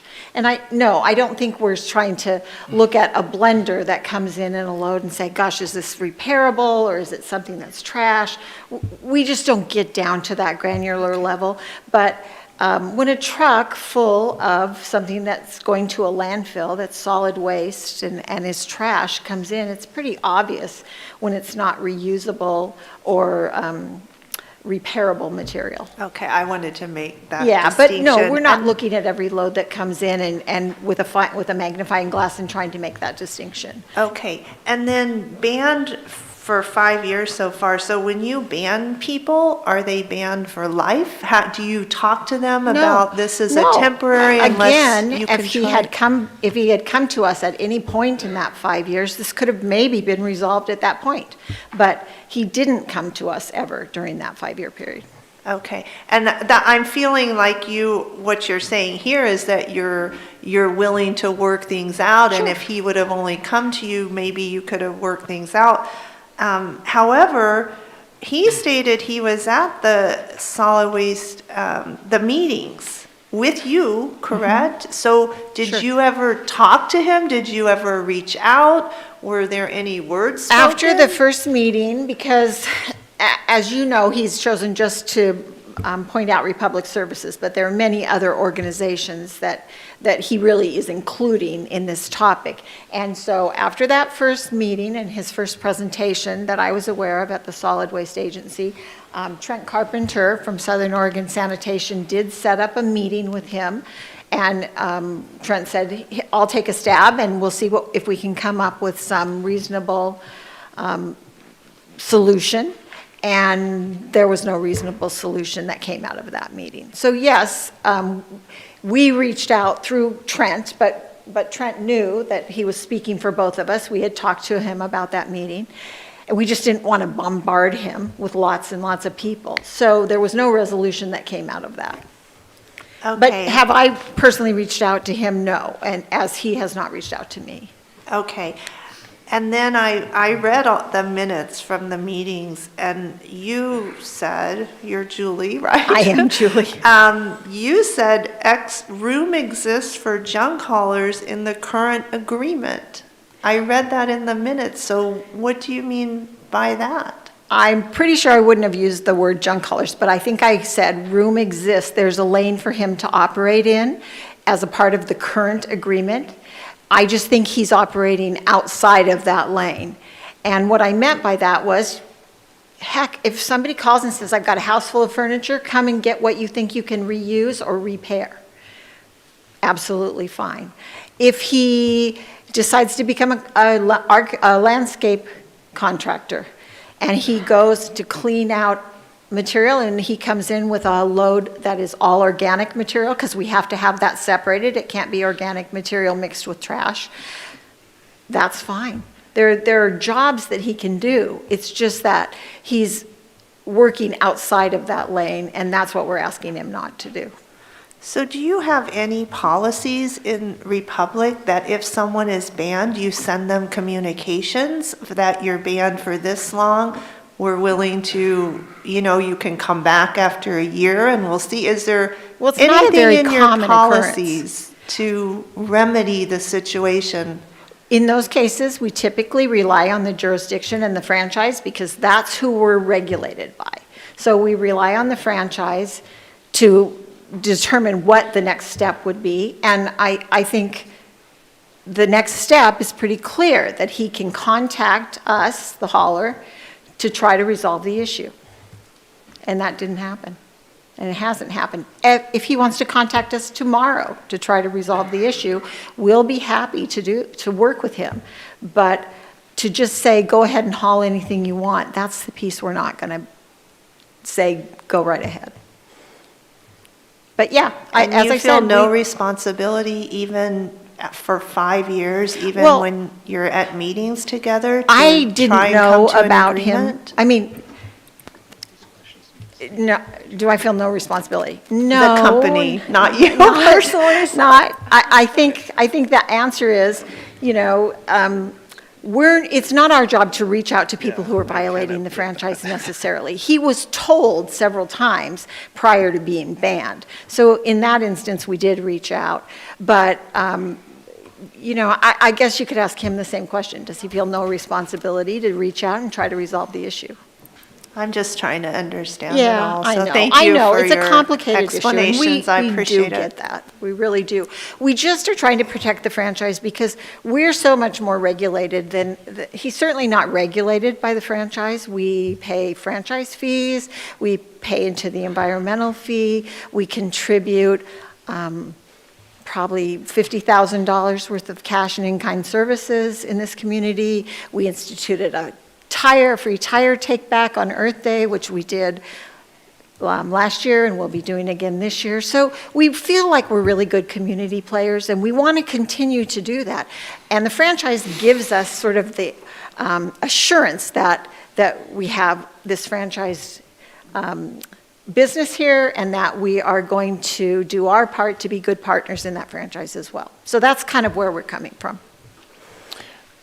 Okay, we're going to go into further questions. I got Victoria and Rick, but before I do see some of our line of questioning kind of getting a little bit broad. We do need to keep our line of questioning to the topic at hand, which is basically you have a complainant that has a specific complaint on certain criteria within the franchise agreement. So we need to kind of keep that line of questioning discussion to those topics and not be so broad, or we're going to be here till like midnight. Next, I got Victoria and then Rick. Victoria? Oh, and then Joel after that. So Victoria first. So I'm just needing to go through 2.8.9, 2.8.1, and 2.8.7. And from my understanding, when Stephanie read 2.8.9, Mr. Kirkpatrick would not be eligible for that exemption because it begins talking about under a judicial order, so it makes sense that the whole sentence is talking about a judicial order. And I just wondered if Stephanie could tell me if I'm thinking correctly there, to your best of your ability. To the best of my ability, I know that that was the intention of that paragraph. I've heard that discussion. There may be some interpretation that could be done for that. Not really in the abating nuisances or eliminating hazardous conditions components, because those are more legal terms of art and not anything that's just you don't like it, that you personally find something hazardous on your property. It's intended for those properties where the court has said this property is a nuisance and a hazard, and therefore you have to clean this up. You're court ordered to do that. That's what the intention is for that exemption. It does, however, say preparing the property for sale, and that's the one that which is usually can be part of those court orders. But the question with the way it's written and for interpretation by counsel, I guess, to determine whether he's compliant with that exemption is whether that's supposed to be tied to the judicial order or not. But I know that that was the intention when that was written. Yeah, and it just seems like, for me, I would not want to put myself in the place of determining it. I would just go with what it seems the law is saying. So that just seems the right thing for me. It just doesn't seem like 2.8.9 is one that fits because of that. So then 2.8.7 is generated by the contractor, and since Mr. Kirkpatrick is now a contractor, at what point would, I think she's getting to it. well, it's, yeah, I'm talking continue. specifically about the exemptions. Yep, continue. I was answering a question over here. Oh, okay. So, Gotcha. Okay. I might be able to help you with that a little bit. Yeah, thank In you. the waste industry, we talk about the generator of waste, and that wouldn't be the person cleaning it up. That would be the person who generates the waste, the homeowner, the family who owns the house, but the person who actually generates the waste. Oh, I thought 2.8. Oh, that's 2.8.7. Apologize. Yeah. Okay. All right. Oh, I was getting the two mixed up. And so a contractor who's doing the work, bringing in wood and, I don't know what, sheetrock and all kinds of things, and doing that work is generating the pieces of sheetrock that they cut away and aren't using, or the wood that's been cut away. That's waste generated by that contractor. And I think that's the difference than going in and just cleaning things out of a house that was generated by someone else. Yeah. So generated by a contractor is, it could be having to clean up, debris and stuff like that, but it would be in the process of taking something apart to rebuild it or do an addition or something like that. Is that what you mean? Their primary job can't be hauling waste. And is that the issue that you tended to see? Yes. It was the primary, okay. Is there Thank you a for way? putting that in perspective and clarifying that, yes. Yeah, so that's what I was thinking. And so that was my thinking. Is there a way for a person with a contractor's license to be a junk hauler and to be able to come to Republic Services?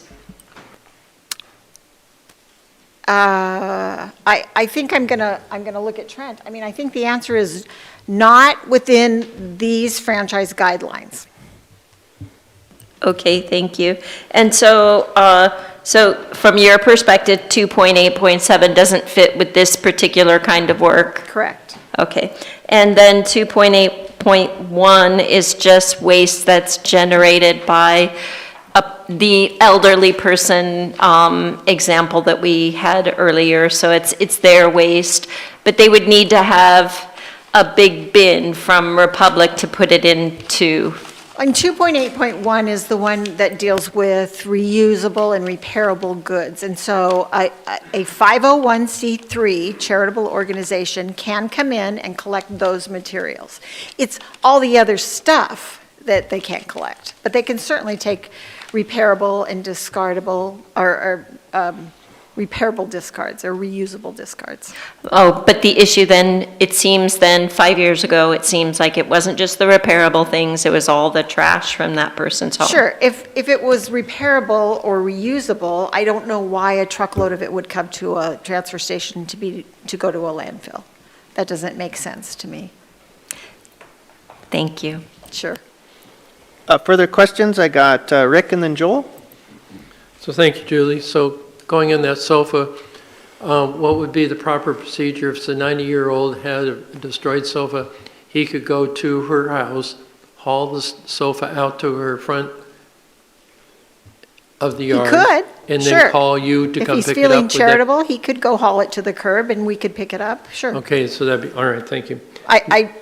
I mean, that would be asking a lot of Mr. Kirkpatrick, I think, but. Well, if he's paid for his services, I mean, Sure. the 90-year-old can't lift a couch. I mean, that's, okay. Not most 90-year-olds I know, but Okay. you never know. Two other questions. I think we've had the issue of trash. If he finds trash but doesn't have an address, does DEQ require you, because of liability issues on hazardous material, to have an address for everything that comes to you? For demolition material, we don't necessarily need an address, but we need some other information, like what year was the structure that was demolished built? You know, and that gives us some pretty big clues about the fact that there could be lead-based paint or asbestos or some of the things we have to know are coming in, and could possibly need to be disposed of differently or treated differently. Okay, last question. On the dumpster that Connor has at his business, is when that business opened, was that large dumpster always there, or is that recent? Because I don't know the answer to that. Because my initial impression was the dumpster was not there, and therefore that he was then hauling from the business to the dump where you needed to have the dumpster complies with your requirements? I don't know the answer to how long he's had it. I think your question is, how would we know if he was in fact hauling trash from a home where he also picked up reusable items and brought them back and put them in his dumpster? And the answer is we wouldn't. And we wouldn't really ask that question necessarily. He can have a dumpster at his business and he can put waste in that dumpster, and we don't generally ask customers where that's coming from unless our trucks are getting to the point where we have cameras and we can look at what's dumped in. And if we can see sheetrock or something that we know we should ask questions about first, then we might ask questions, but that's a pretty rare occurrence. So I've just given him a way to get around the rules, but we wouldn't necessarily look in a dumpster and find somebody or ban them from having a dumpster, and we haven't done that. Okay, thank you. All right, further questions? I got Joel. I first have a statement, then a question. Sure. Both are valuable commodities in our community. And you two have not talked. So my question is, as a judicial body, if they haven't talked, I feel we haven't given them a chance to resolve this issue, unless they don't want to talk. Why would it come before us before they have resolved it themselves? Because you're both valuable members of our community. And for us then to pick winners and losers when you two haven't come together and tried to resolve the differences, I feel very uncomfortable with. My question is that a possibility in how we end this? Is that we require them to talk? If they still disagree, come back. So you were given in your packet, your presentation from Jason there, you were given alternatives for actions, and basically you're looking at a complaint. Complaint is structured, has criteria to it, so you could make an action to say that the complaint is unfounded. You can uphold the complaint, or it's up to you. You're the judicial body. It's your power to do what you need to do. Mayor? Yes. You'll also note that it does say that the date could be deferred. So you could pause and to a different date, and in the meantime, ask for additional work to be done before choosing one of those alternatives. And there's that one too. All right, Joel, you good? Yeah. Okay, good. Victoria? So I think I'm feeding off of what Joel said. We might have been thinking the same kind of thing at the same time. But I was thinking in terms of harm and remedy.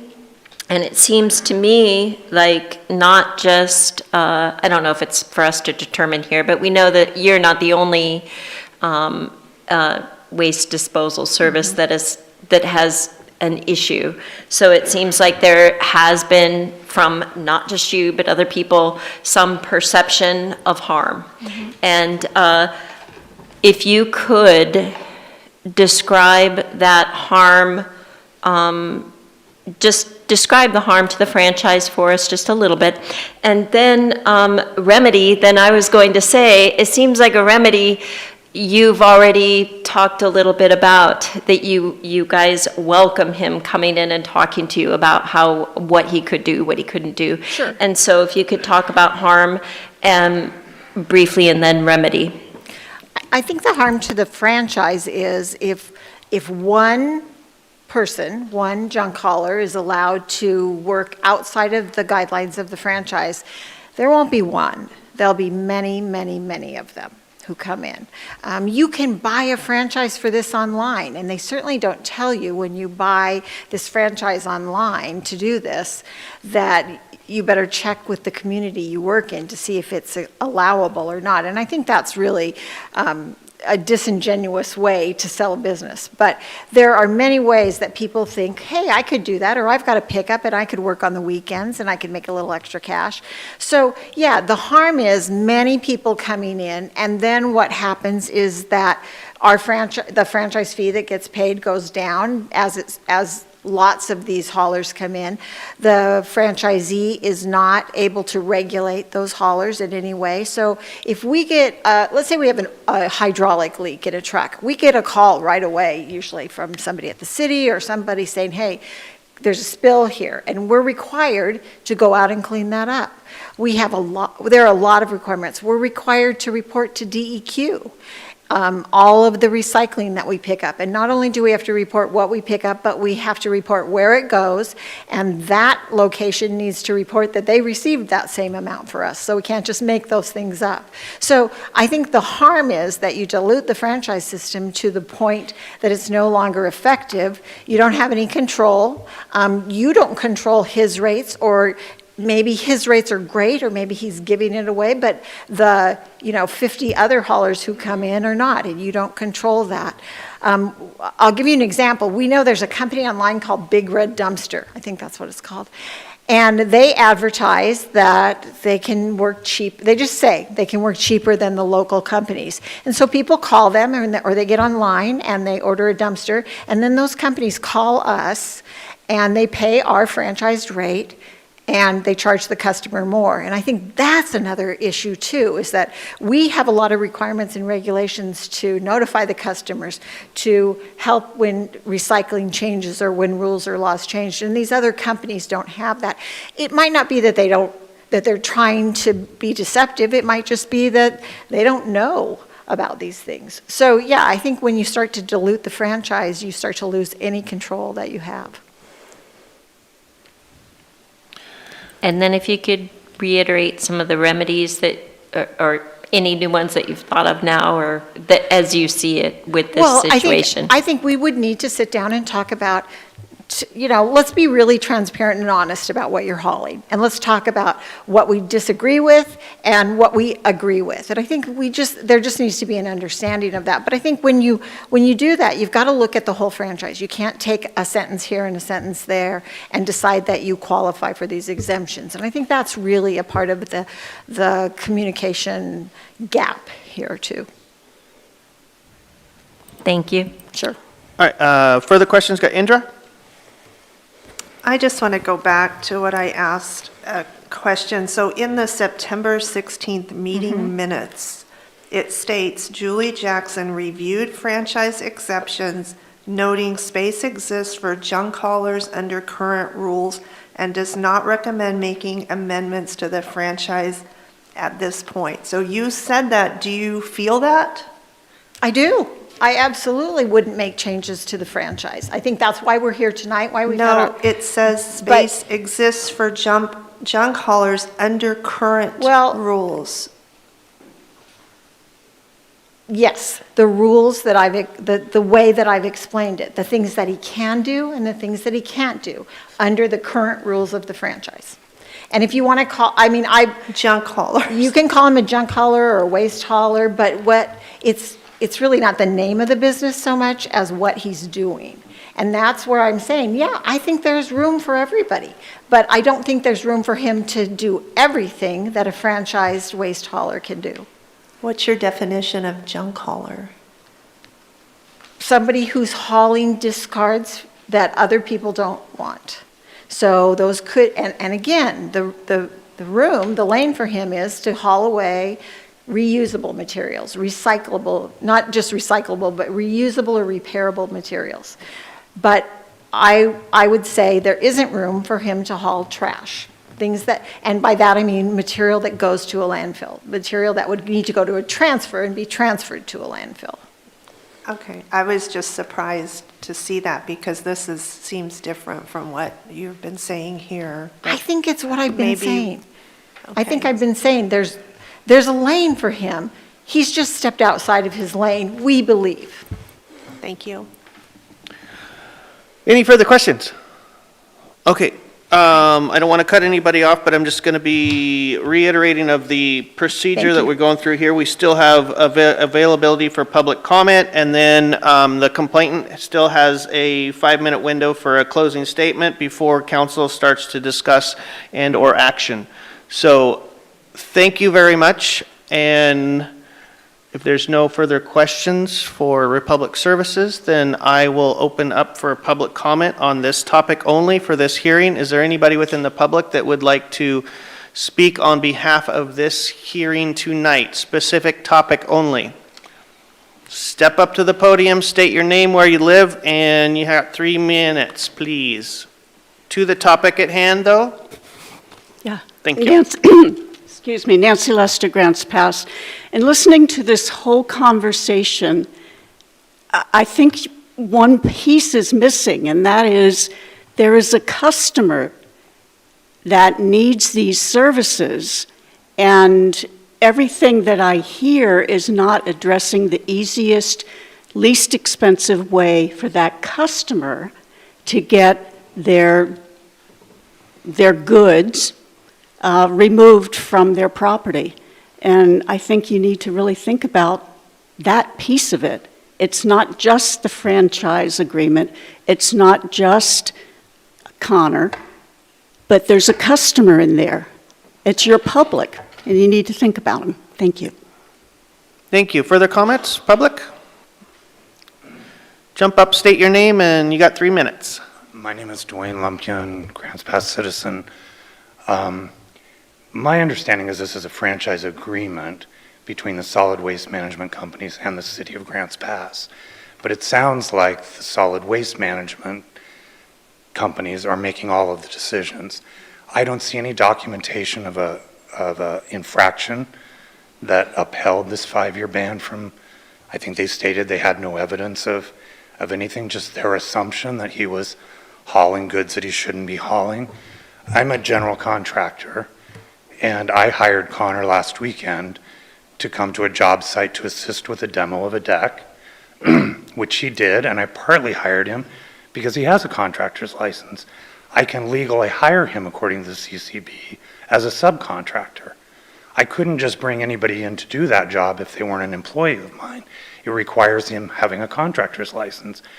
I think Connor's operated in good faith in trying to work with the franchise agreement, and I think the solid waste management companies have basically been autonomous to make decisions about what is proper, what is not proper. There's conflicts with agencies here. I mean, the Contractors Board has very serious rules in place that determine who can operate on a job site, who can do this, who can do that, who can haul waste. But they seem to be able to determine which contractors get to haul that garbage to the dump. And things were stated about debris taken to the dump and documentation needed.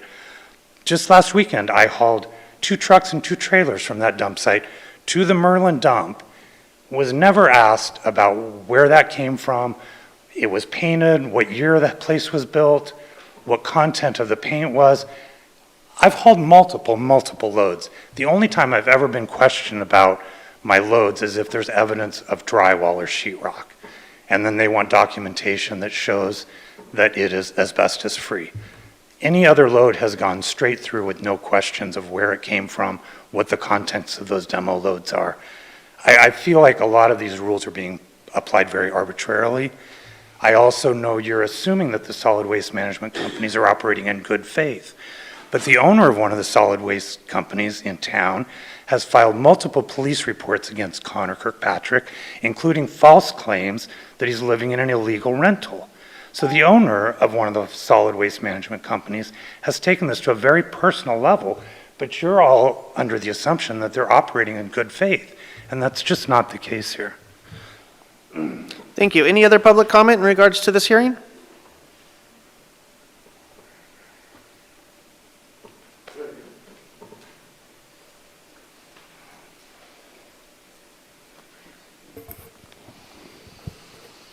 Rika Brown, Grants Pass. A decade or so ago, I was walking around town picking up trash and filling bags with it, and asked the city where I can put it. And they said to put it in their trash cans. They're all over town. But yeah, I didn't want to be having to haul all this trash to the dump and have to pay for it. So I got free service from the city to take that stuff away, to get. And I also, nowadays, we have a free shelf out in front of my house. It's about yay long, yay high, 4 shelves. Doesn't hold a whole lot. But of course, people are just thrilled to be able to take their stuff to my shelf. And so, good stuff or things that can possibly be fixed. And then again, all on the way there's quite a few people who just leave their trash. Mostly the bags and the boxes that they bring it in.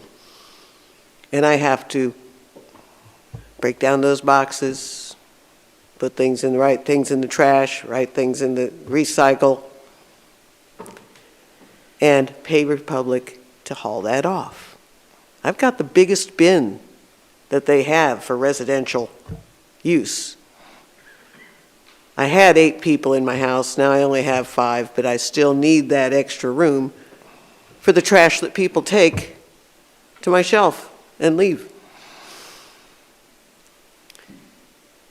And Republic's been good about picking it up in the trash bins that I have.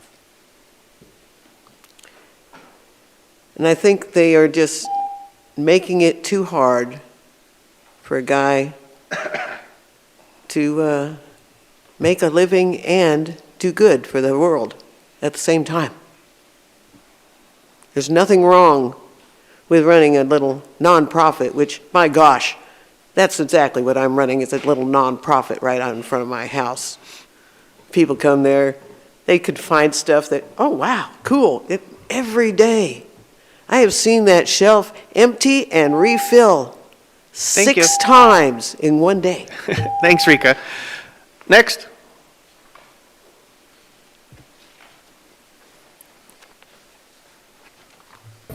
Good evening. My name's Trent Carpenter. I am the general manager of Southern Oregon Sanitation, and I'm here representing them. I think it's important to understand that we are talking about 2 very specific exclusions that Mr. Kirkpatrick has claimed that he meets. He also talks about not having due process. I think it's also important to remember that there is a solid waste agency that's made up of members of this group, and the county and the city of Cave Junction. They have heard his claims at least 3 different occasions, and every time have ruled that he does not meet these exemptions. So it's not just SOS or Republic arbitrarily deciding he doesn't meet them. There's been a governing body look at this, and that's in that agency.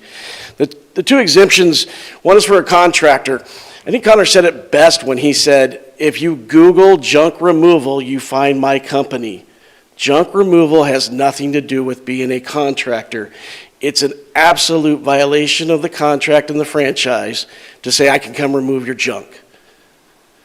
The contractor exemption is very limited in its scope for a very specific reason. It is in connection and the creation by that contractor for a job site, a contractor site. It specifically says that. If Connor was to submit, here's my permit, it's in my name, and here's construction and demolition from that site, it would be easy for him to come in. Minus the fact that he still advertises today that he's a junk removal company. That makes it very difficult to thread that needle. But we don't see construction and demolition coming in, we see just garbage, solid waste. Then there's the exclusion for a charity. And that's another one of those that just recently happened. I believe it's in the last year, I'm not sure about that he received his 501c3. Wonderful, great things, do wonderful things for this community. Again, that doesn't allow you to say that you're a junk hauling company and that you can go remove solid waste from somebody's house. That exclusion is specific to reusable items. So every once in a while something would come in that you couldn't sell, that would make sense. That doesn't make sense that you have truckload after truckload after truckload of solid waste. He's asked for you to look at this. This has been viewed by the Solid Waste Agency again multiple times. It has been ruled that it doesn't meet the exemptions. I don't believe it meets the exemptions, and I think you can find that out for yourselves. These are very specific, very limited exemptions. And again, for us to try and thread the needle on, well, he's a junk hauling company online and on Facebook and what he advertises, but this is not that load. Almost impossible. Thank you. Thank you. Any further public comment? Come on up.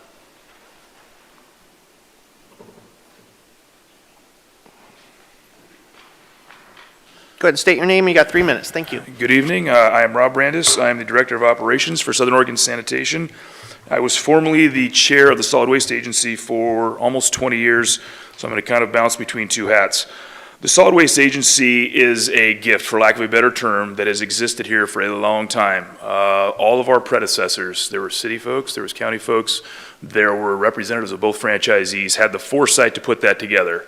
And since that happened, that agency has overseen the franchises, which have contributed the environmental program fees and the franchise fees, which have successfully shut down Marlson, Kirby, and the Grants Pass station to the tune of millions, literally millions of dollars. So one of the biggest charges of that agency is to make sure that there's substantial reserves for when things happen. We bonded Kirby, I want to say it was about 15 years ago, it was $1.8 million to put a cap on that thing, and the ongoing costs every year are probably $100,000. So the franchise has big guardrails we got to keep in mind at a minimum. I think to Julie and Trent's point about as cracks start to appear on that, I'm going to jump into my role as Public Works Director for 25 years.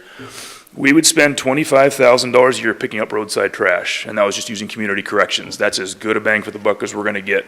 We could have spent 4 times that. And I'll let you guess where the primary problems were. Upper River Road, Merlin Galease, Pinecrest. What do those have in common? They go to the dump. I will promise you another thing. It's not Republic's trucks, it's not Southern Oregon Sanitation's trucks dumping that stuff. That's not an indictment of any specific haulers, but that's where it's coming from. So there are reasons we have a formalized franchise setting that puts a lot of hurdles on both companies. In the 4 months that I've been out there, my eyes were opened. Our gate attendants are trained for 6 weeks just to learn how to analyze what they see come in. And they don't just willy-nilly take a shot. If we see an outlier construction, for example, it's pretty apparent. It's framing, it's traditional C&D materials. We get other ones where it looks like that. Just today we dumped a box out. There was a cut-up motorhome on the bottom of that box. So our folks have a tough job there at that gate saying, man, what is this? And if you have a contractor who for about the 3rd time in a month is bringing in banana peels, kitchen trash, all this kind of stuff, you say, man, I don't know if that really had anything to do with construction. So it's easy to sit here and say it ought to be really black and white, but in the field it's not. I think these franchise agreements capture a lot of that. Is there work to do? Sure. And I think it absolutely put the solid waste agency in a spot of having to decide, are we going to adjudicate this? Hence it landed here. Thanks. Thank you. Any further public comment? All right, seeing none, thank you for your participation. We're going to bring it back. The complainant has a 5-minute window for a closing statement.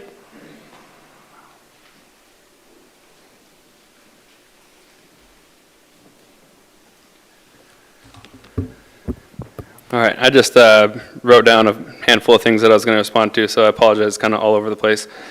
Let's see, where did I start?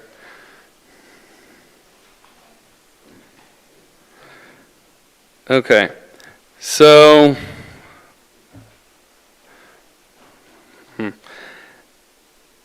so I've been to countless solid waste agency meetings attempting to resolve this issue.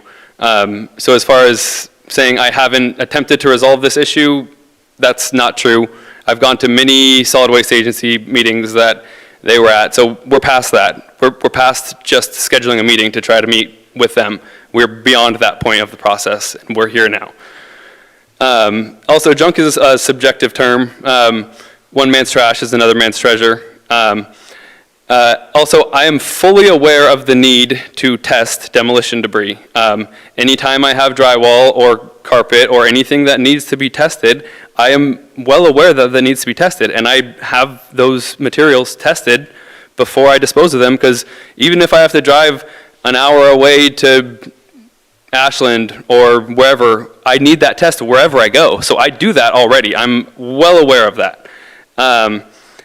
Also, I've never received any communication from Douglas County. I know that Trent's family operates transfer stations up there, so they may have started a ban on me up there, but I have never received any communication of any ban from any facility from Douglas County. So that's either not true, or I have been yet to have been informed of that.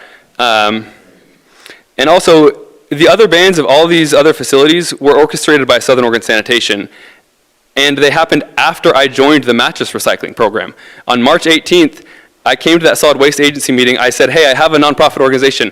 I fit this exemption. And I also joined this mattress recycling program. 3 days later, I was banned from rogue disposal in White City. That's a direct retaliation on me for 1, speaking out about my exemption, and for 2, meeting a state mandate. And so for them to say he's been banned from other places, yeah, because they coordinated a ban because I'm fitting state recycling mandates that they're refusing to do. And also back to the Bed Bath & Body Works, I didn't unload their dumpster. I only took the stuff that didn't fit in their dumpster. So I'm not sure if there was a confusion on that or whatever. She brought up my mother issue.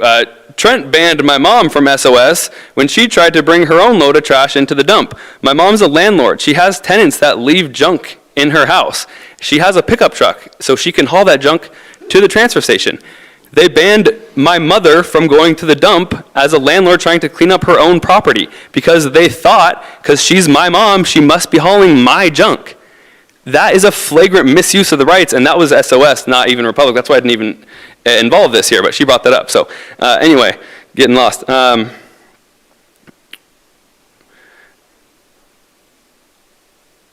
So there's no point in sitting down for a meeting if they're unwilling to honor the exemptions. Either they are forced to honor the exemptions or they won't honor the exemptions. She literally said the lane that I can exist in is a lane where I don't go to the transfer station. So in her own words, they're not going to lift the ban if we sit down for a meeting. And also, to the point of the 90-year-old with the couch, do we want couches on curbs all over town? Is that what you want me to do? Do you want me to go around town and just drag all the stuff to the curb and then just have piles of trash all over on every curb? I can put a couch on every curb if that's how you want me to operate, but that seems ridiculous. You'll just have couches on every curb.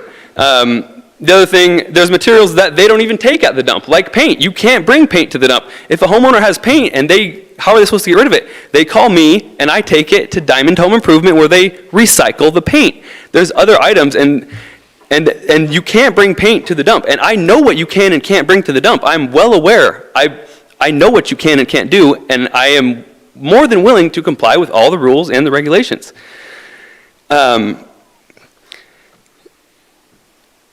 Let's see. Not everyone has the time or the location to do an estate sale, so sometimes it's easier for organizations like mine. Why is a multi-billion-dollar corporation fighting so hard to shut down a local small business? Councilor King is spot on with his interpretations. Repairable or cleanable discards means something someone discarded that may be repairable or cleanable. That means a broken or dirty item. That's what repairable or cleanable discards means, in other words. It doesn't have to be immediately reused. If I determine that it's not cost effective to repair or clean that item, that's when that waste is generated by me. Thank you. Thank you. All right, so that concludes all of our participation at this moment in time. So we're going to bring it back to council for further discussion or action. And I guess you can correct me if I'm wrong, but I'm looking at this as you have a complaint that we are overseeing at this moment in time in regards to 2 franchise exemptions within the franchise agreement. 2.8.1 and 2.8.7. So it is your guys' as a council, you are hearing this matter, and I'm interpreting it as you guys want to be the interpreters of these 2 exemptions. And I see your hands up. I will bring it back to you in a second. So look at this as you will, and we will start discussion. I had Victoria first, and then Joel, and then Indra. Victoria? It seems to me that Republic Services is willing to sit down with Mr. Kirkpatrick, and it also seems to me that one of our choices is that we can defer council action. So I would like to make a motion that we defer council action and give the opportunity for Republic Services to meet if they choose. Mr. Kirkpatrick said he probably didn't want to do that, but it seems like it would be an easy way for this to be worked out. It's always better when the 2 parties are most close to the issue, work it out together. So I make a motion to defer with the hope that, I don't think council can say that we are mandating that these 2 meet, but with the hope that the 2 parties would meet to discuss what can be done and can't be done. So I guess for the purposes of clarity, though, my motion is just to defer this action. Okay, so there's a motion on the floor. We're not stopping discussion, so I'm just reiterating the motion. The motion on the floor is to defer council's decision to a later date. Yeah, it should be basically Broadly. probably to a date certain, because there is a complaint that is to council, and so we should probably, To a date certain, let's say, can we say 30 days or March 4th meeting? till the March 4th meeting? okay? Okay. And your kind of line of question is you didn't know if the council could request or mandate a mediation or whatever. I don't see why you can't. Oh, okay, well then I would also like to request that the two parties do meet. Am I as- wrong in that? Because realistically, if you're saying that you want to postpone it for a date certain because. So that they can meet, yeah. Yeah. Or you could say highly recommend. I'm Oh, just and I thinking- highly recommend that they meet before the March 4th, Okay. 4th meeting. So to reiterate the motion, the motion on the table is to postpone council decision until the March 4th with the high recommendation of two-party mediation before that happens. And a second, does that satisfy you, Victoria? Perfect. Yes. Okay. So the motion is on the table with a second. Further discussion. I got Joel, Indra, and then Rob, and Seth, and then Rob. Joel? So I'm looking at the notes of the Solid Waste Agency, and Rick, I think you were at that meeting, so I'd like to hear from you. I'd just like to quote from that meeting so that we all have the facts of what's true and what's on paper. Julie Jackson from Republic Services reviewed franchise exceptions from Republic Services, noting space exists for, she called it, junk haulers under current rules. Noting space exists for junk haulers under current rules. That's what's on the paper, and does not recommend making amendments to the franchise at this point. So, Rick, you were there. Could you give us context to that? My best recollection was that Connor was going directly from his site to the landfill where he needed a dumpster on site, which he now has on site. So my recollection back then, he did not have a dumpster. He was just hauling it directly. Okay. So with the information and the presentation it was back then, that's what I recall. And Rob Brandis could also respond to that as well, if you would like a second viewpoint. Thank you.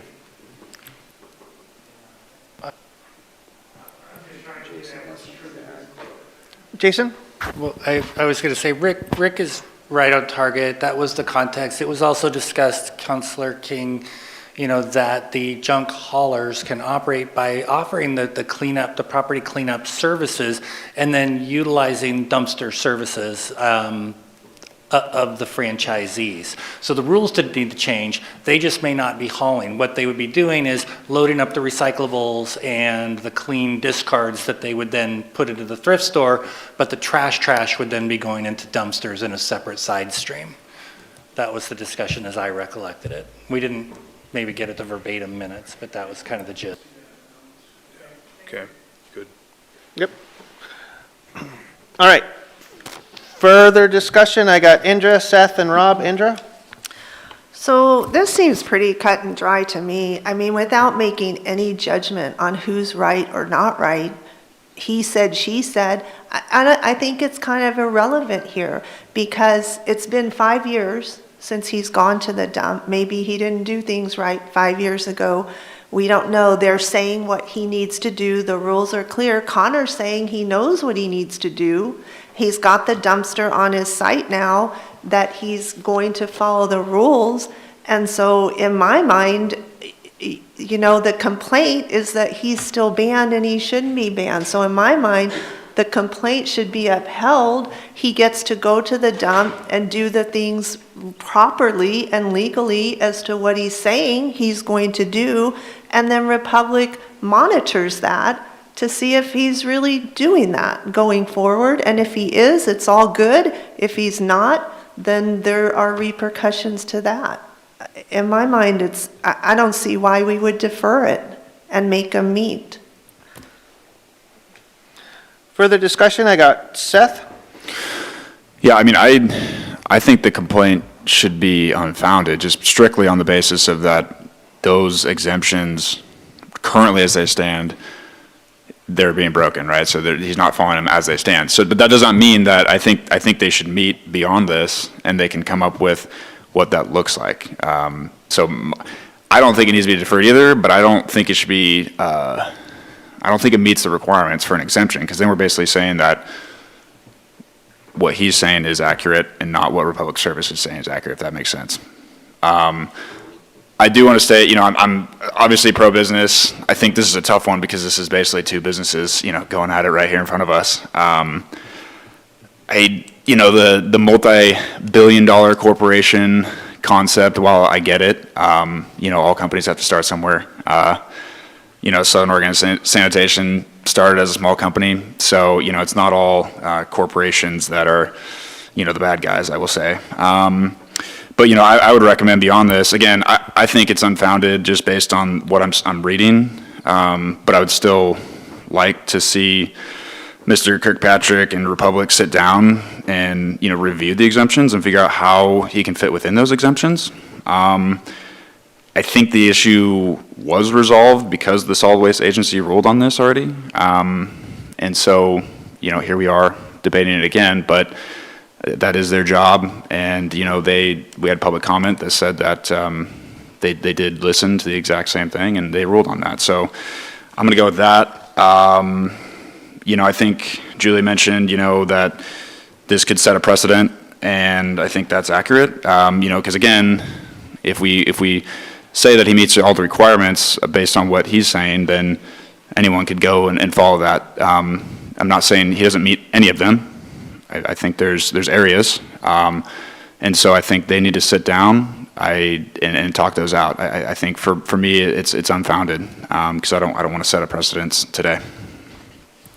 Further discussion? I got Rob, Victoria, and Kathleen. Rob. Yeah, I very much agree with what Indra just said. To me, this is a logical straight line. I believe that the complaint is founded, and I think that counselors who are at this point saying that they want the two of them to get together, I think is just in a fantasy. One of the parties has already said that we're past that point, and that's why he filed the complaint. So to hope that somehow miraculously that they're going to agree and everyone's going to trust each other from this point forward, I think it's silly. I don't know, on customer dispute resolution, on slide 6 of the packet, 8.1.3, to me, this is where this has to go, because it says if either party disagrees with the city's decision, either party may submit the matter to be decided by neutral binding arbitration in accordance with the rules of the American Arbitration Association and the rules and the laws of the state of Oregon, not by court action except as provided by Oregon law, et cetera, et cetera, et cetera.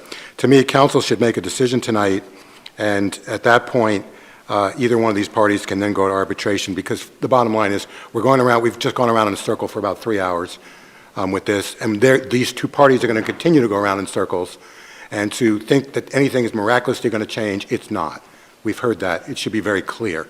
So I'm ready to act on this, and again, I feel that his complaint is founded, and the fact that essentially one party here, the franchisee, has been as the expression I used earlier, the judge, jury, and executioner here, I think is completely, I think it's very unfair, and I would believe that any of the associated, like we had someone from Public tonight, we had someone from SOS, not shocking that they agree with each other. Of course they're going to agree with each other, as is every transfer station that is controlled by them. It's going to be unanimous, right? Of course it's going to be. I mean, that's just silly to think that was independent view, because it's not. So again, I believe it's founded, and I believe that if Republic then feels that that the council's in error, they can take it to binding arbitration, which is where this is going to end up anyway. But that's my feeling. Thanks, Rob. Next up to discussion, Victoria, and then Kathleen. Victoria? Well, the complaint was about 2.8.1 and 2.8.7 from my understanding, and it seems clear that that Republic was seeing that those were not being met, and that is where the disconnect is. And then, but I'm also hearing from Mr. Kirkpatrick that now I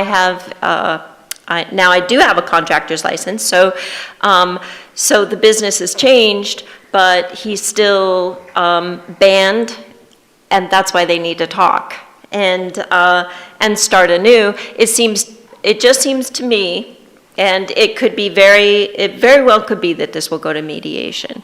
But if it were tonight, I mean, I would vote that no, under the current way that it was presented, the things that were being brought to Republic Services do not meet the exemptions of 2.8.1 or 2.8.7. And so it isn't clear. And we have franchise for trash disposal because it's in, because cities have to. Yeah, you have to have an industry that is going to be charged with doing that, and they do have to make up their own industry standards, just like any industry does. They become the experts on this service, on this industry, because that's what they do. So it would make sense that it would be unanimous because they are the industry standard. They've been doing it, they know what to do, they know how to do it, and they know what should be done and what shouldn't be done. And for me, it was answered that with the harm and the remedy. Victoria, I'm sorry, I have to interrupt you, but we're coming on 9 o'clock, and you know what we have to do. I don't want to wrapping it up really quick. No, if you take a pause, Yeah. you can get somebody to motion that we can go forward past 9 o'clock. Rick? Procedure. I'd like to make a motion that we go past 9 o'clock. Second? All in favor, yes? Yay, okay, go ahead, Victoria, sorry. Yeah, Just keep it on procedure. It's, maybe, it seems to me, and it's just kind of my way of looking at it, but no, you don't meet these, you do not meet the exceptions, but there could be something new that you're doing that does, and that's why these two parties need to meet. And I don't think, it just doesn't seem like hearing from many people in the industry tonight that they are just trying to pick on one business. It wouldn't even make sense to do that. So if they could talk and come together, it would be better for us, it would be better for them, because what I would vote on tonight myself would be that no, it does not seem, it's not generated by a contractor, it's trash, and that it just didn't seem to meet the exceptions. But if the two were going to meet and they could talk again about, okay, well, this is what you could do. Like, for instance, the job, there was public comment that said there was deck, a deck was torn apart, and if you brought with you the license for the construction, sure, then that would be something that you could do. But not under these, you can't, because your particular business doesn't meet these two exceptions. So, that's why I made the motion. Thank you, Victoria. Okay, thank you. Next discussion, I have Kathleen and then Indra. Kathleen? Well, I just wanted to say that I think that mediation is a viable option because from personal experience with the business I had and another business, I was pretty disgruntled about having to go to mediation, but when I did, it brought a solution that really solved the problem. And we didn't have to go to small claims court, and we didn't have to do anything further than that. I thought mediation worked really well, and it is effective. Thank you. Further discussion, I got Indra. We do have a motion on the table right now, but we are trying to get in as much discussion as possible first. Yeah. So I think we're really damaging someone who's trying to do a small business based on something he did 5 years ago. And so I think when I hear people say, counselors say he's doing this and that, we don't know what he's doing. It's been 5 years, and he's telling us he knows and he'll do it correctly. Like he has a deck job. So tomorrow, if he goes to get the demolition of the deck, he can't take it to the dump. And so, because he's banned. So we're assuming on things that he's still doing, which he may not. And we're not even giving the chance to him to correct and make it right. My other point is that if we find the complaint is unfounded, there is no incentive for Republic to meet with him, period. And then what does he do? I don't know. Do you file another complaint? What do you do after that? Only by holding that the complaint is valid does that get Republic to the table to talk. So I think we're really, I just believe that we should give the benefit of the doubt to a small business owner to try and make things right this time around. Thank you. We can continue discussion, but we do have motion on the table to postpone decision to March 4th.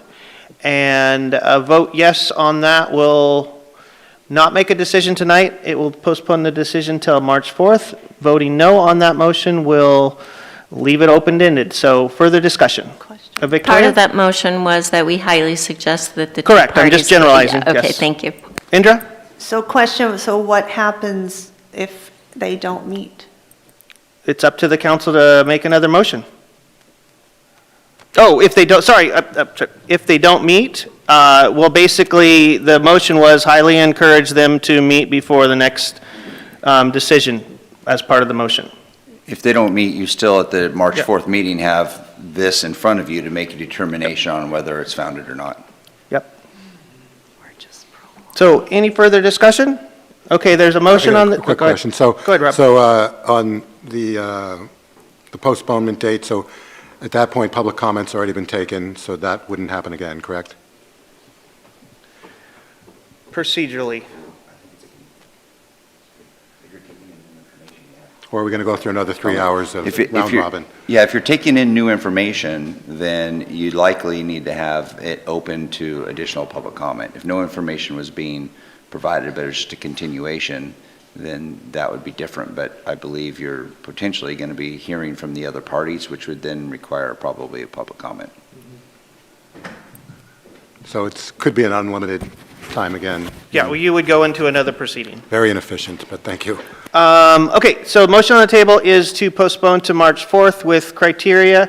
We've made a lot of discussion. Voting yes on this would postpone your decision to March 4th. Voting no would leave the dais open for further motions. Rob, you want discussion? Yeah, just, so the bottom line is, whichever way if we were to decide tonight, whichever way we decide tonight, again, either party, the law says, if either party disagrees with the city's decision, either party may submit the matter to be decided by neutral binding arbitration in accordance with the rules, of the American Arbitration Association, et cetera, et cetera. So if we decide this tonight, either party can then take it forward to an arbitrator, and they would then come up with a final decision. Thank you. We'll go ahead with a vote. Victoria? Yes. Seth? Yes. Rick? Yes. Rob? No. Indra? No. Joel? Yes. Kathleen? Yes. Okay, so we've got 5-2, so this council decision is postponed to March 4th with the encouragement of two parties meeting before that time and I guess presenting more information. Thank you very much for all your participation. Next on the agenda tonight is ordinances amending Development Code, Article 17, lots and creation of lots regarding property line vacations. And do we have? Yeah, it's legislative, so you read the public hearing. There you go. Ha ha. Okay, at this time, I will open a public hearing to consider this application as filed. The application is for the ordinance amending Development Code. As I stated, we will begin the hearing with a staff report followed by presentation by the applicant, statements by persons in favor of the application, statements by persons in oppositions. Can you guys keep it down a little bit, please? Shh, shh. Thanks. Application opportunity for an additional comment by applicant and staff. After that has occurred, the public comment portion will be closed and the matter will be discussed and acted upon by the council. Is there anyone present who wishes to challenge the authority of the council to hear this matter? Seeing none, do any councilors wish to abstain from participating in this hearing or declare a potential conflict of interest? Seeing none, are there any councilors who wish to disclose discussions, contact, or other ex parte information they have received prior to this meeting regarding this application? Seeing none, this is a hearing. The decision of the council is based upon specific criteria which are set forth in the Development Code. All testimony which applies in this case are noted in the staff report. If you would like a copy of this report, please make a note to the city manager and one can be provided. It is important to remember if you fail to raise an issue with enough detail to afford the council and the parties an opportunity to respond to the issue, you will not be able to appeal to the Land Use Board of Appeals based on that issue. The hearing will now proceed with a report from Brad. Thank you. Thank you, Mayor, members of the council. I apologize because I think this is going to be far less interesting than what you just talked about. So this is a proposal to amend the Development Code in one very specific small section related to vacating property lines. This is in Article 17, and it would, in essence, change the authority to make these decisions from you to the planning director or the community development director, which is going from a type 4 to a type 1 decision. And it relates to your goal related to infrastructure. This originated late 2024. The council did give direction to staff. As you know, you've already received a couple of these applications in front of you to look at changing the code so that it would put the authority away from the council into staff. On December 10th, the Urban Area Planning Commission held a public hearing, and they did unanimously recommend approval of this application. The Development Code Review Task Force, the body that you created, has been meeting for a few months now. They haven't formally talked about this topic, but informally we did bring it up, let them know that the application was coming to you, and the folks on that task force were supportive of this as well. One of which is a Planning Commission member, but there's 6 other members on there as well. We took a look at the last 5 years, 2020 to 2025, to see how many of these applications have come through. There's been 49. That does include street plug vacations, and all 49 of those applications have been approved. There has not been a single denial. Here's a little bit of detail comparing the two. So on the top row here is the type 4. That's the way it currently is, where City Council is the decision maker. Current fee is about $770. On-site public hearing, posting notice, there's a yes. So all type 4 applications require that there be a physical property posting of the notice. So basically an on-site notice of the application. That's true for all of our type 3s and type 4s, or most of our type 3s and all of our type 4 applications. And we also, in addition to the property posting, require a radius notice of 200 feet. That whole thing takes about 45 days.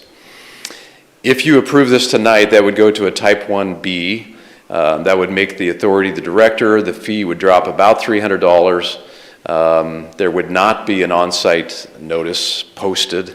We would still do a mailing to all the property owners within 100 feet.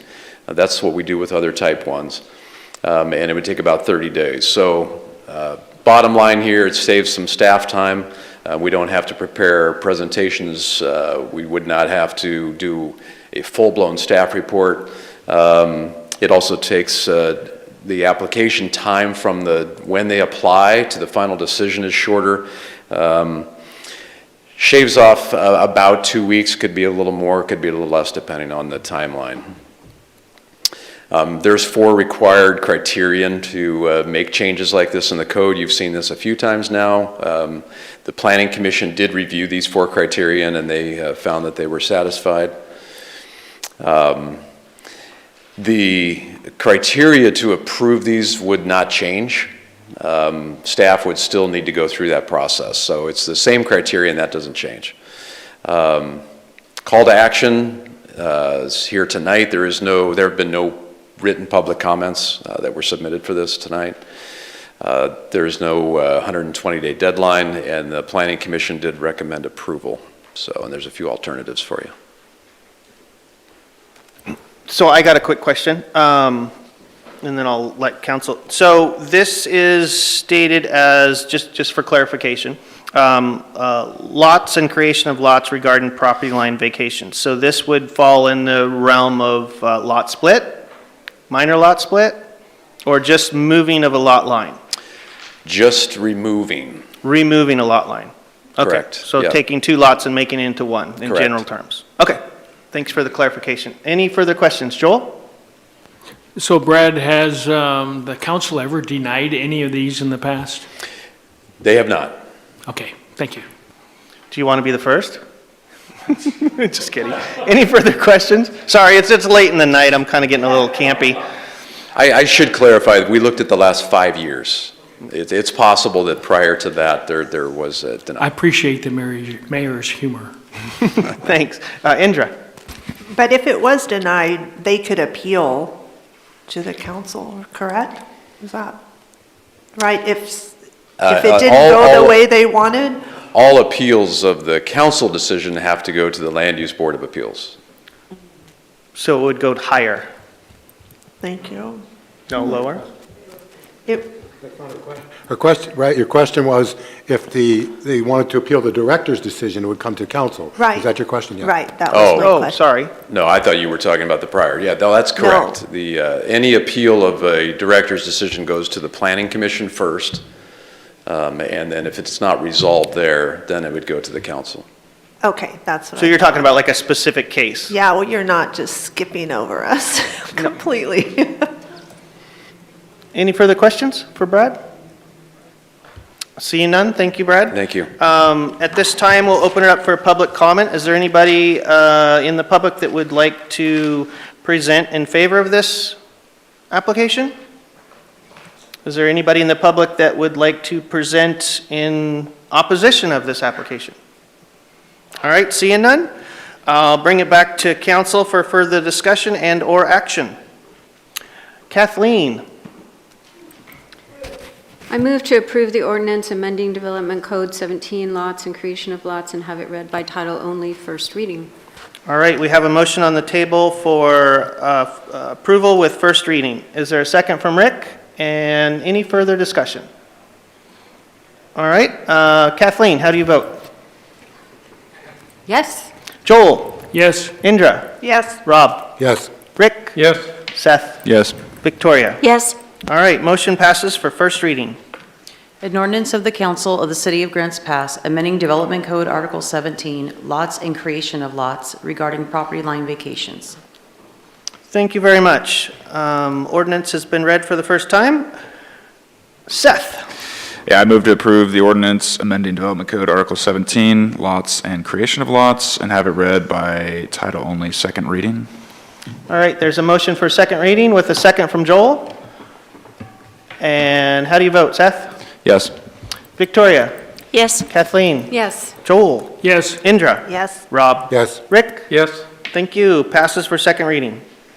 An ordinance of the Council of the City of Grants Pass amending Development Code Article 17, lots and creation of lots regarding property line vacations.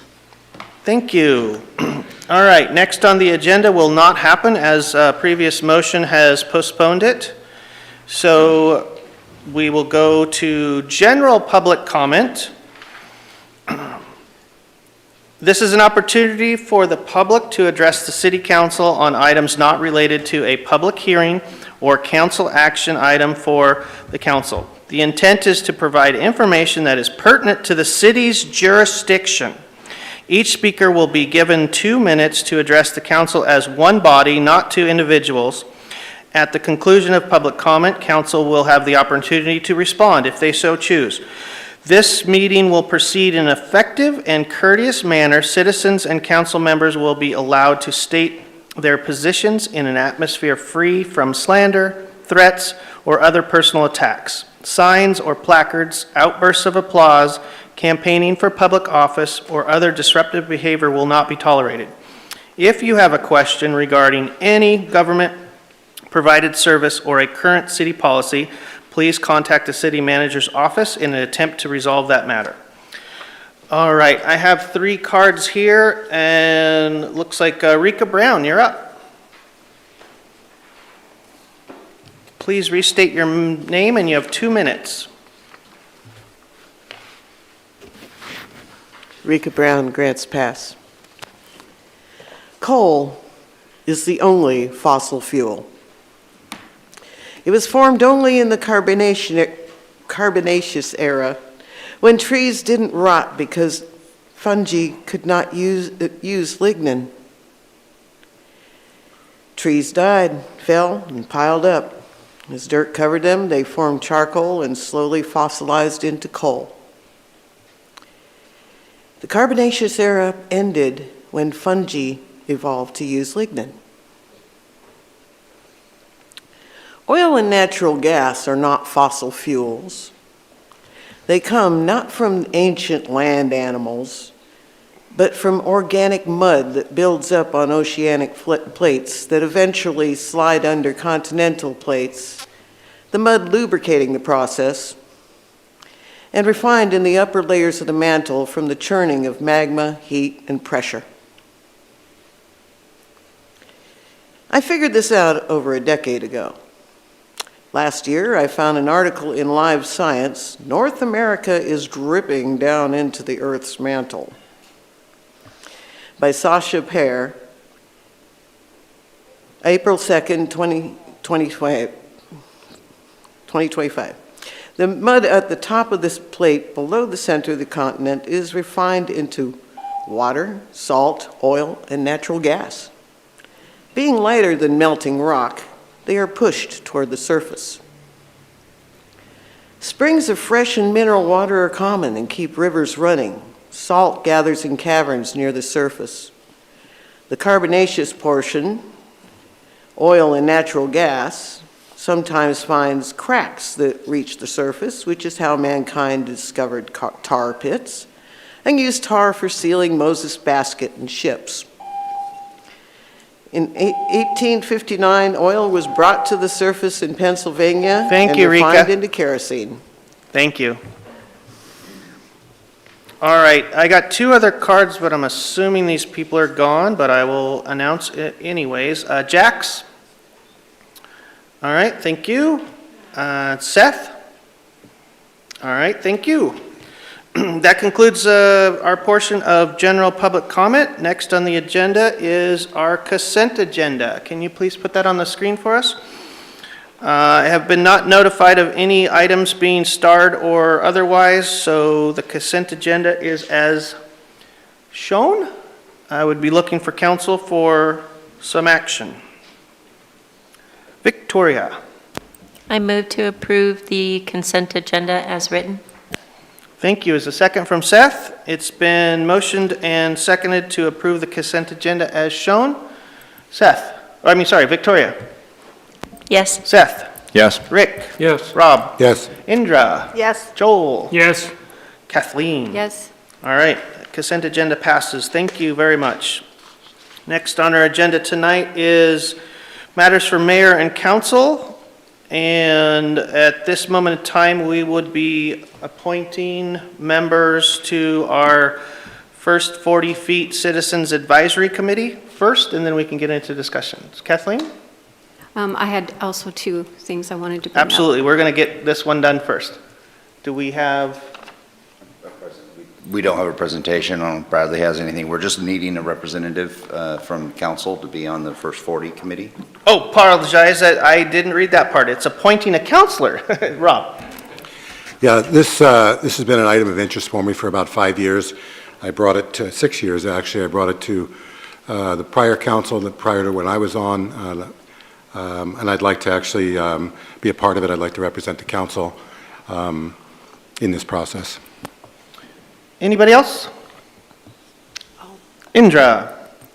Yes, I would like to ask my fellow counselors, just as a courtesy, it's kind of nice sometimes, especially if there's something controversial or that we might have different opinions on, to have discussion before someone just jumps into a motion, because it makes it really confusing to discuss. I mean, we can do it, you have discussion and do the motion, but I just think out of courtesy, it's nice because sometimes I don't know which way I'm going, and I would like to hear people's discussion first before I even decide. Can I put a pause on that first? Yeah. Because we want to get through the appointment of the council member to the committee first. I thought we were in matters. We are, but we want to get a representative from our body to be a part of I'm so this. sorry, I'm tired. I'm gonna bring it back to you after that. Seth? Yeah, I'll nominate Rob for that position. Okay, so we got one nomination for Rob to be the liaison for the first 40 Feet Citizens Advisory Committee. Second from Joel. Any further discussion on that appointment? Seeing none. Seth? Yes. Victoria? Yes. Kathleen? Joel? Yes. Indra? Yes. Rob? Yes.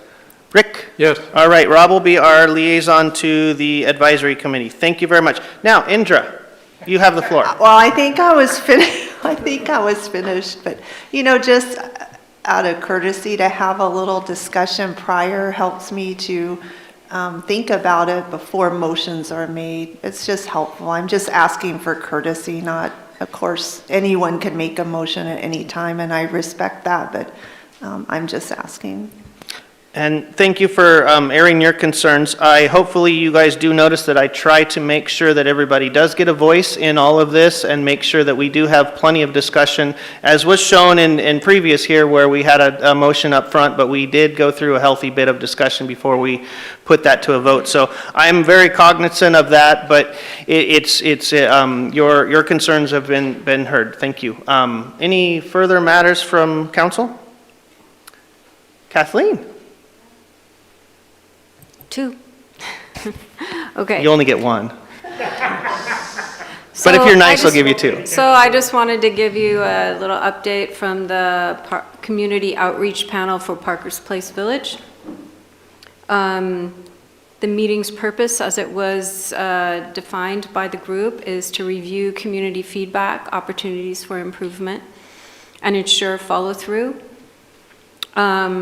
It was consensus that the role of the community outreach panel would be accountability. They stated that they put out a neighbor notification process in direct outreach in compliance with the city contract agreement. There's still some discrepancy on that, as these notices were only sent to property owners, which has not trickled down to the renters. So I'm going to have to ask the panel to reconsider some of who they're notifying for this.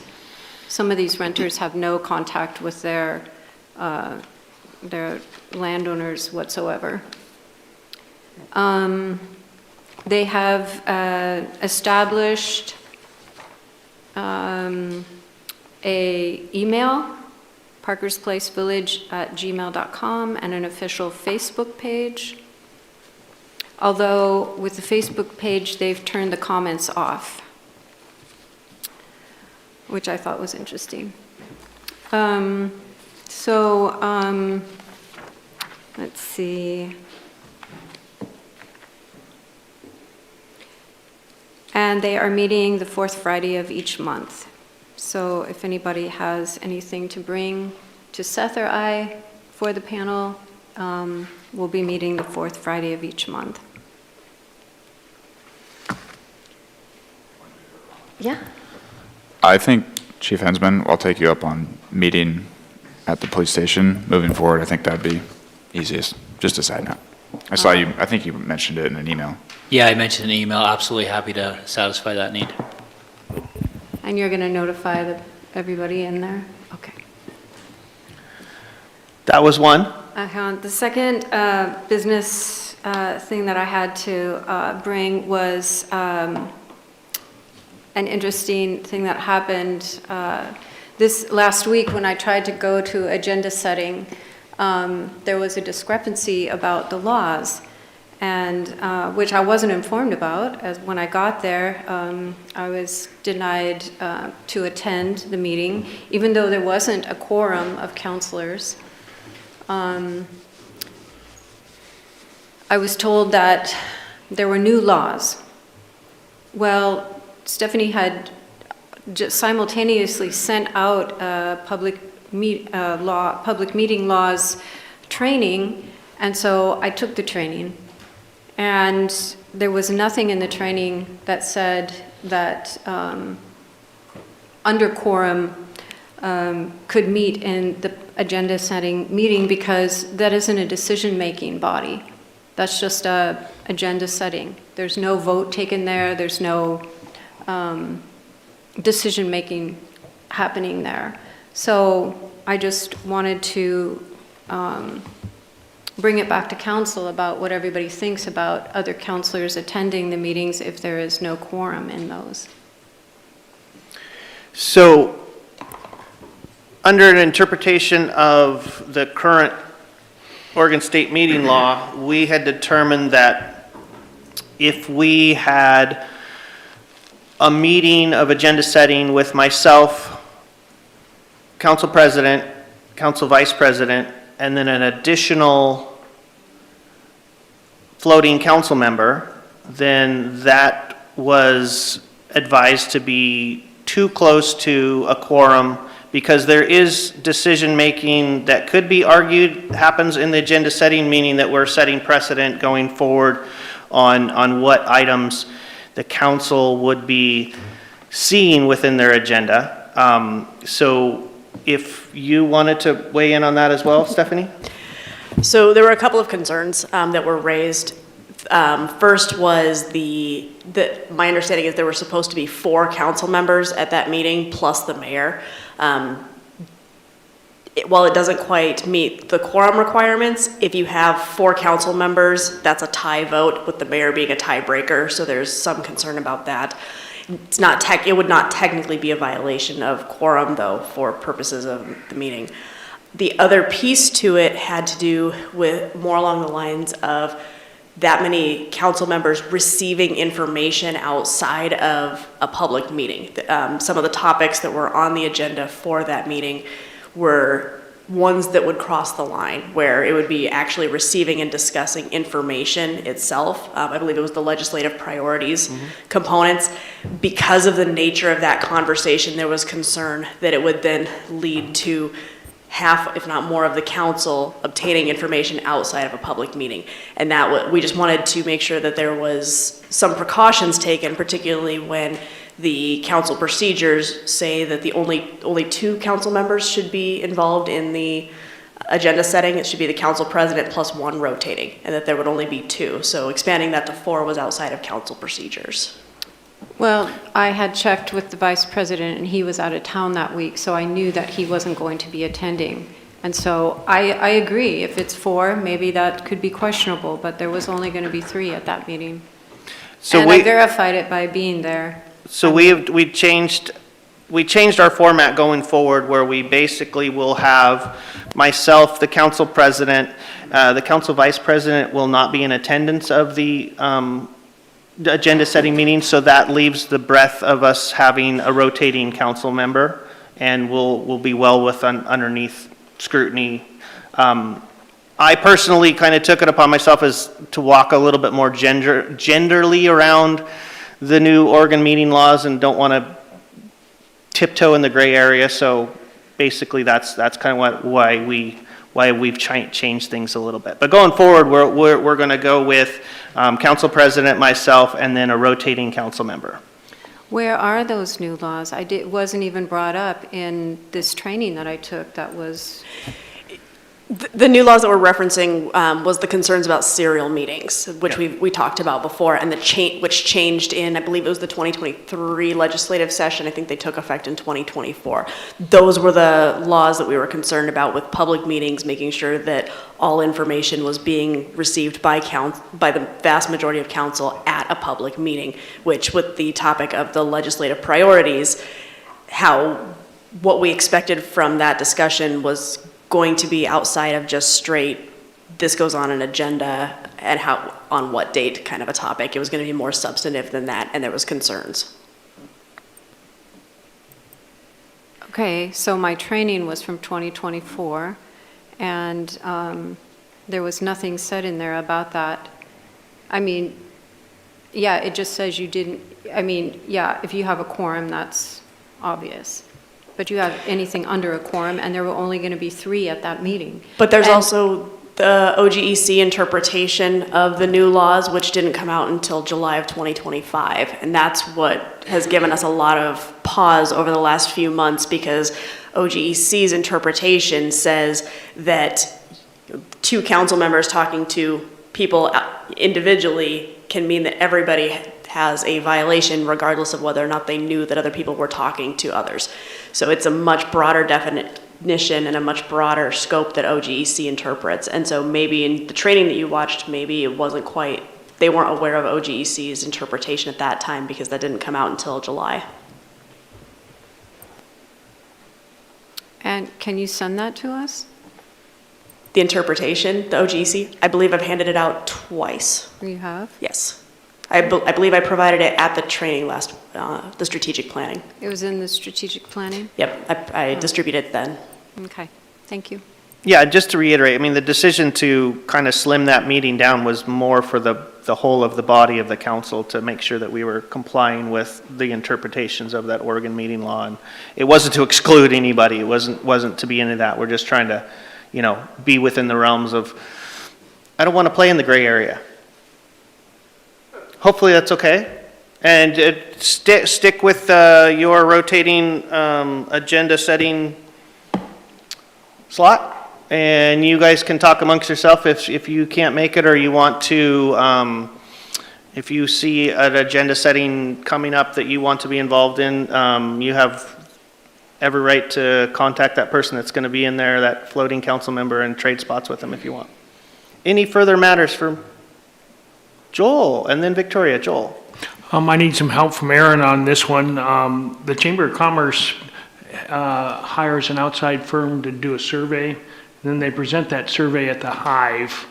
And I think all of you have been invited to it. That survey also includes feedback for city government, county government, different aspects of our community. Do you have the date on that, Aaron? Yeah. I know it was sent out to all council. Yes, I do have the date on that, and above and beyond the date is the 20th. And when they're doing that at the Hive, although we are having a special presentation, BRNE is going to be presenting to the City Council that same information. Oh, that's great, that's great, okay. The other thing I just at the top of my head, proper procedures and notification when people don't meet, like with what Brad does in land use.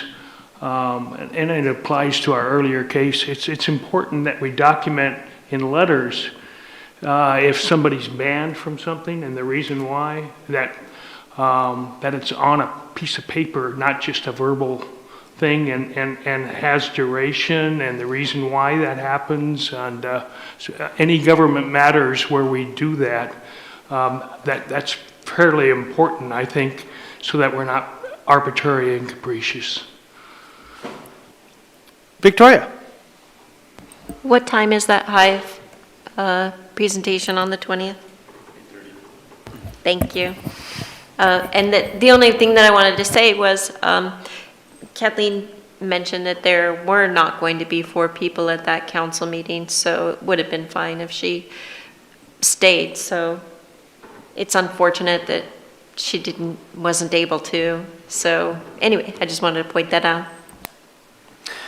Think any other matters from council? Staff? Yeah, I just have one clarifying matter based on direction you provided today at a meeting with regards to the budget committee and keeping it open for an additional week. If council feels that this is okay, we would have it open. We'll advertise it starting tomorrow, and it will be closed February 10th. That's next Tuesday. It's not a full week. The reason for that is if you want your packet on time, we'll need to get the applications in and the packets together. So if you're okay with that, it'd be just a short of a week, but if you want it to be a full week, then we would have information missing from the packet until probably the night of the meeting, so, or a little bit before. So if you're okay with that, us closing on the 10th, we'll close it on the 10th. As you know, the packets are distributed at least 7 days before we actually utilize them to give you guys time to research them, so. Hearing no objections, then we'll just have it open from tomorrow till the 10th then. And then, Aaron, I just want to make sure I'm assuming you will reach out to those who interviewed today and let them know the timeline and how much we appreciated them coming today, even though we didn't vote on appointing as they expected us to. So just, you'll do that, I'm sure. Certainly. Well, and that also gives you an opportunity. There was one person that wasn't in attendance tonight for the interview, so he has an opportunity to actually be involved in the next interviews. Stephanie. Having heard about the Hive presentation that you were all invited to, we need to be careful of quorum, particularly if it's being advertised as information feedback for local government, because that is something that would come before this body. So it might be, and if this council is going to be getting essentially the same presentation, perhaps we wait for that as opposed to attending the Hive one, or at least council members make sure that there's not going to be a quorum. I registered like when it came out, so. I registered also already. So maybe we should decide who gets to go to the Hive presentation and who waits until. So you got council. Indra, Joel, and Seth who've already registered. That's 3. So that's 4. Kathleen, that's 4. So Technically, it's my office, so. Yeah, this isn't you're Receiving, voting on. as we've talked about before, receiving information on something that may come before you, which if it's feedback for local government to take into consideration is matters that may come before council. So you have to be very careful about receiving that information in a group that's quorum. Rick. Is there a method that we, on the internet or something, if we know that 4 counselors are attending, that we could put a notice in that the purpose of attending the meeting is for information? It could be noticed as a public meeting that a quorum of council members may attend. It's not open. The meeting itself, because you have to register for it, is not open to the public. Therefore, the public couldn't attend it. So I guess I'm retracting that. You can't notice it as a public meeting. Oh, okay. Right. So, yep, it's a closed meeting. So unless it was open to the public. Joel. Being the council representative to the Chamber of Commerce, and they're behind it, I feel like I really need to know this before them. I would encourage all of us, I understand this law, and I understand that somebody may sue us because we go and listen to feedback. Is your microphone on, Counselor? There's risk. Did you hear me, Aaron? Let's not talk in a public meeting about knowingly violating public meeting law. Yeah, I don't mind doing that. If somebody wants to sue me, they can, especially with regards to this. But anyway, I already expressed my meaning, and thank you. Well, Okay, so here's what I'm suggesting. I'll be the first one to go to Rock and Rendell's and rent you guys a couple inflatable sumo suits, and we can all butt it out here. But it's kind of long in the tooth here, so you guys have been advised by legal counsel on what you should and shouldn't do, so it's up to you guys to do what you need to do. But unless there's any other matters, then I think See, this we is should where call this it. law doesn't make sense, right? Because I could technically go and represent the board of Main Street, Grants Pass, right? I mean, I get I'm a city councilor, but I still have other, again, What's giving me pause is the statement that said it would include feedback for local government. That feedback for local government then suggests that it would be something that would potentially be coming before council to take action. So regardless of your role as a council member, you'd be receiving information intended for local government to take action. Rick? So if we as the city council would like that to be published as a public hearing, would that resolve our issue? No, because she said it was not a public venue because it's registration only. So it's a closed meeting. Even though the entity that's putting it on is a public entity? My understanding is that attendance is limited.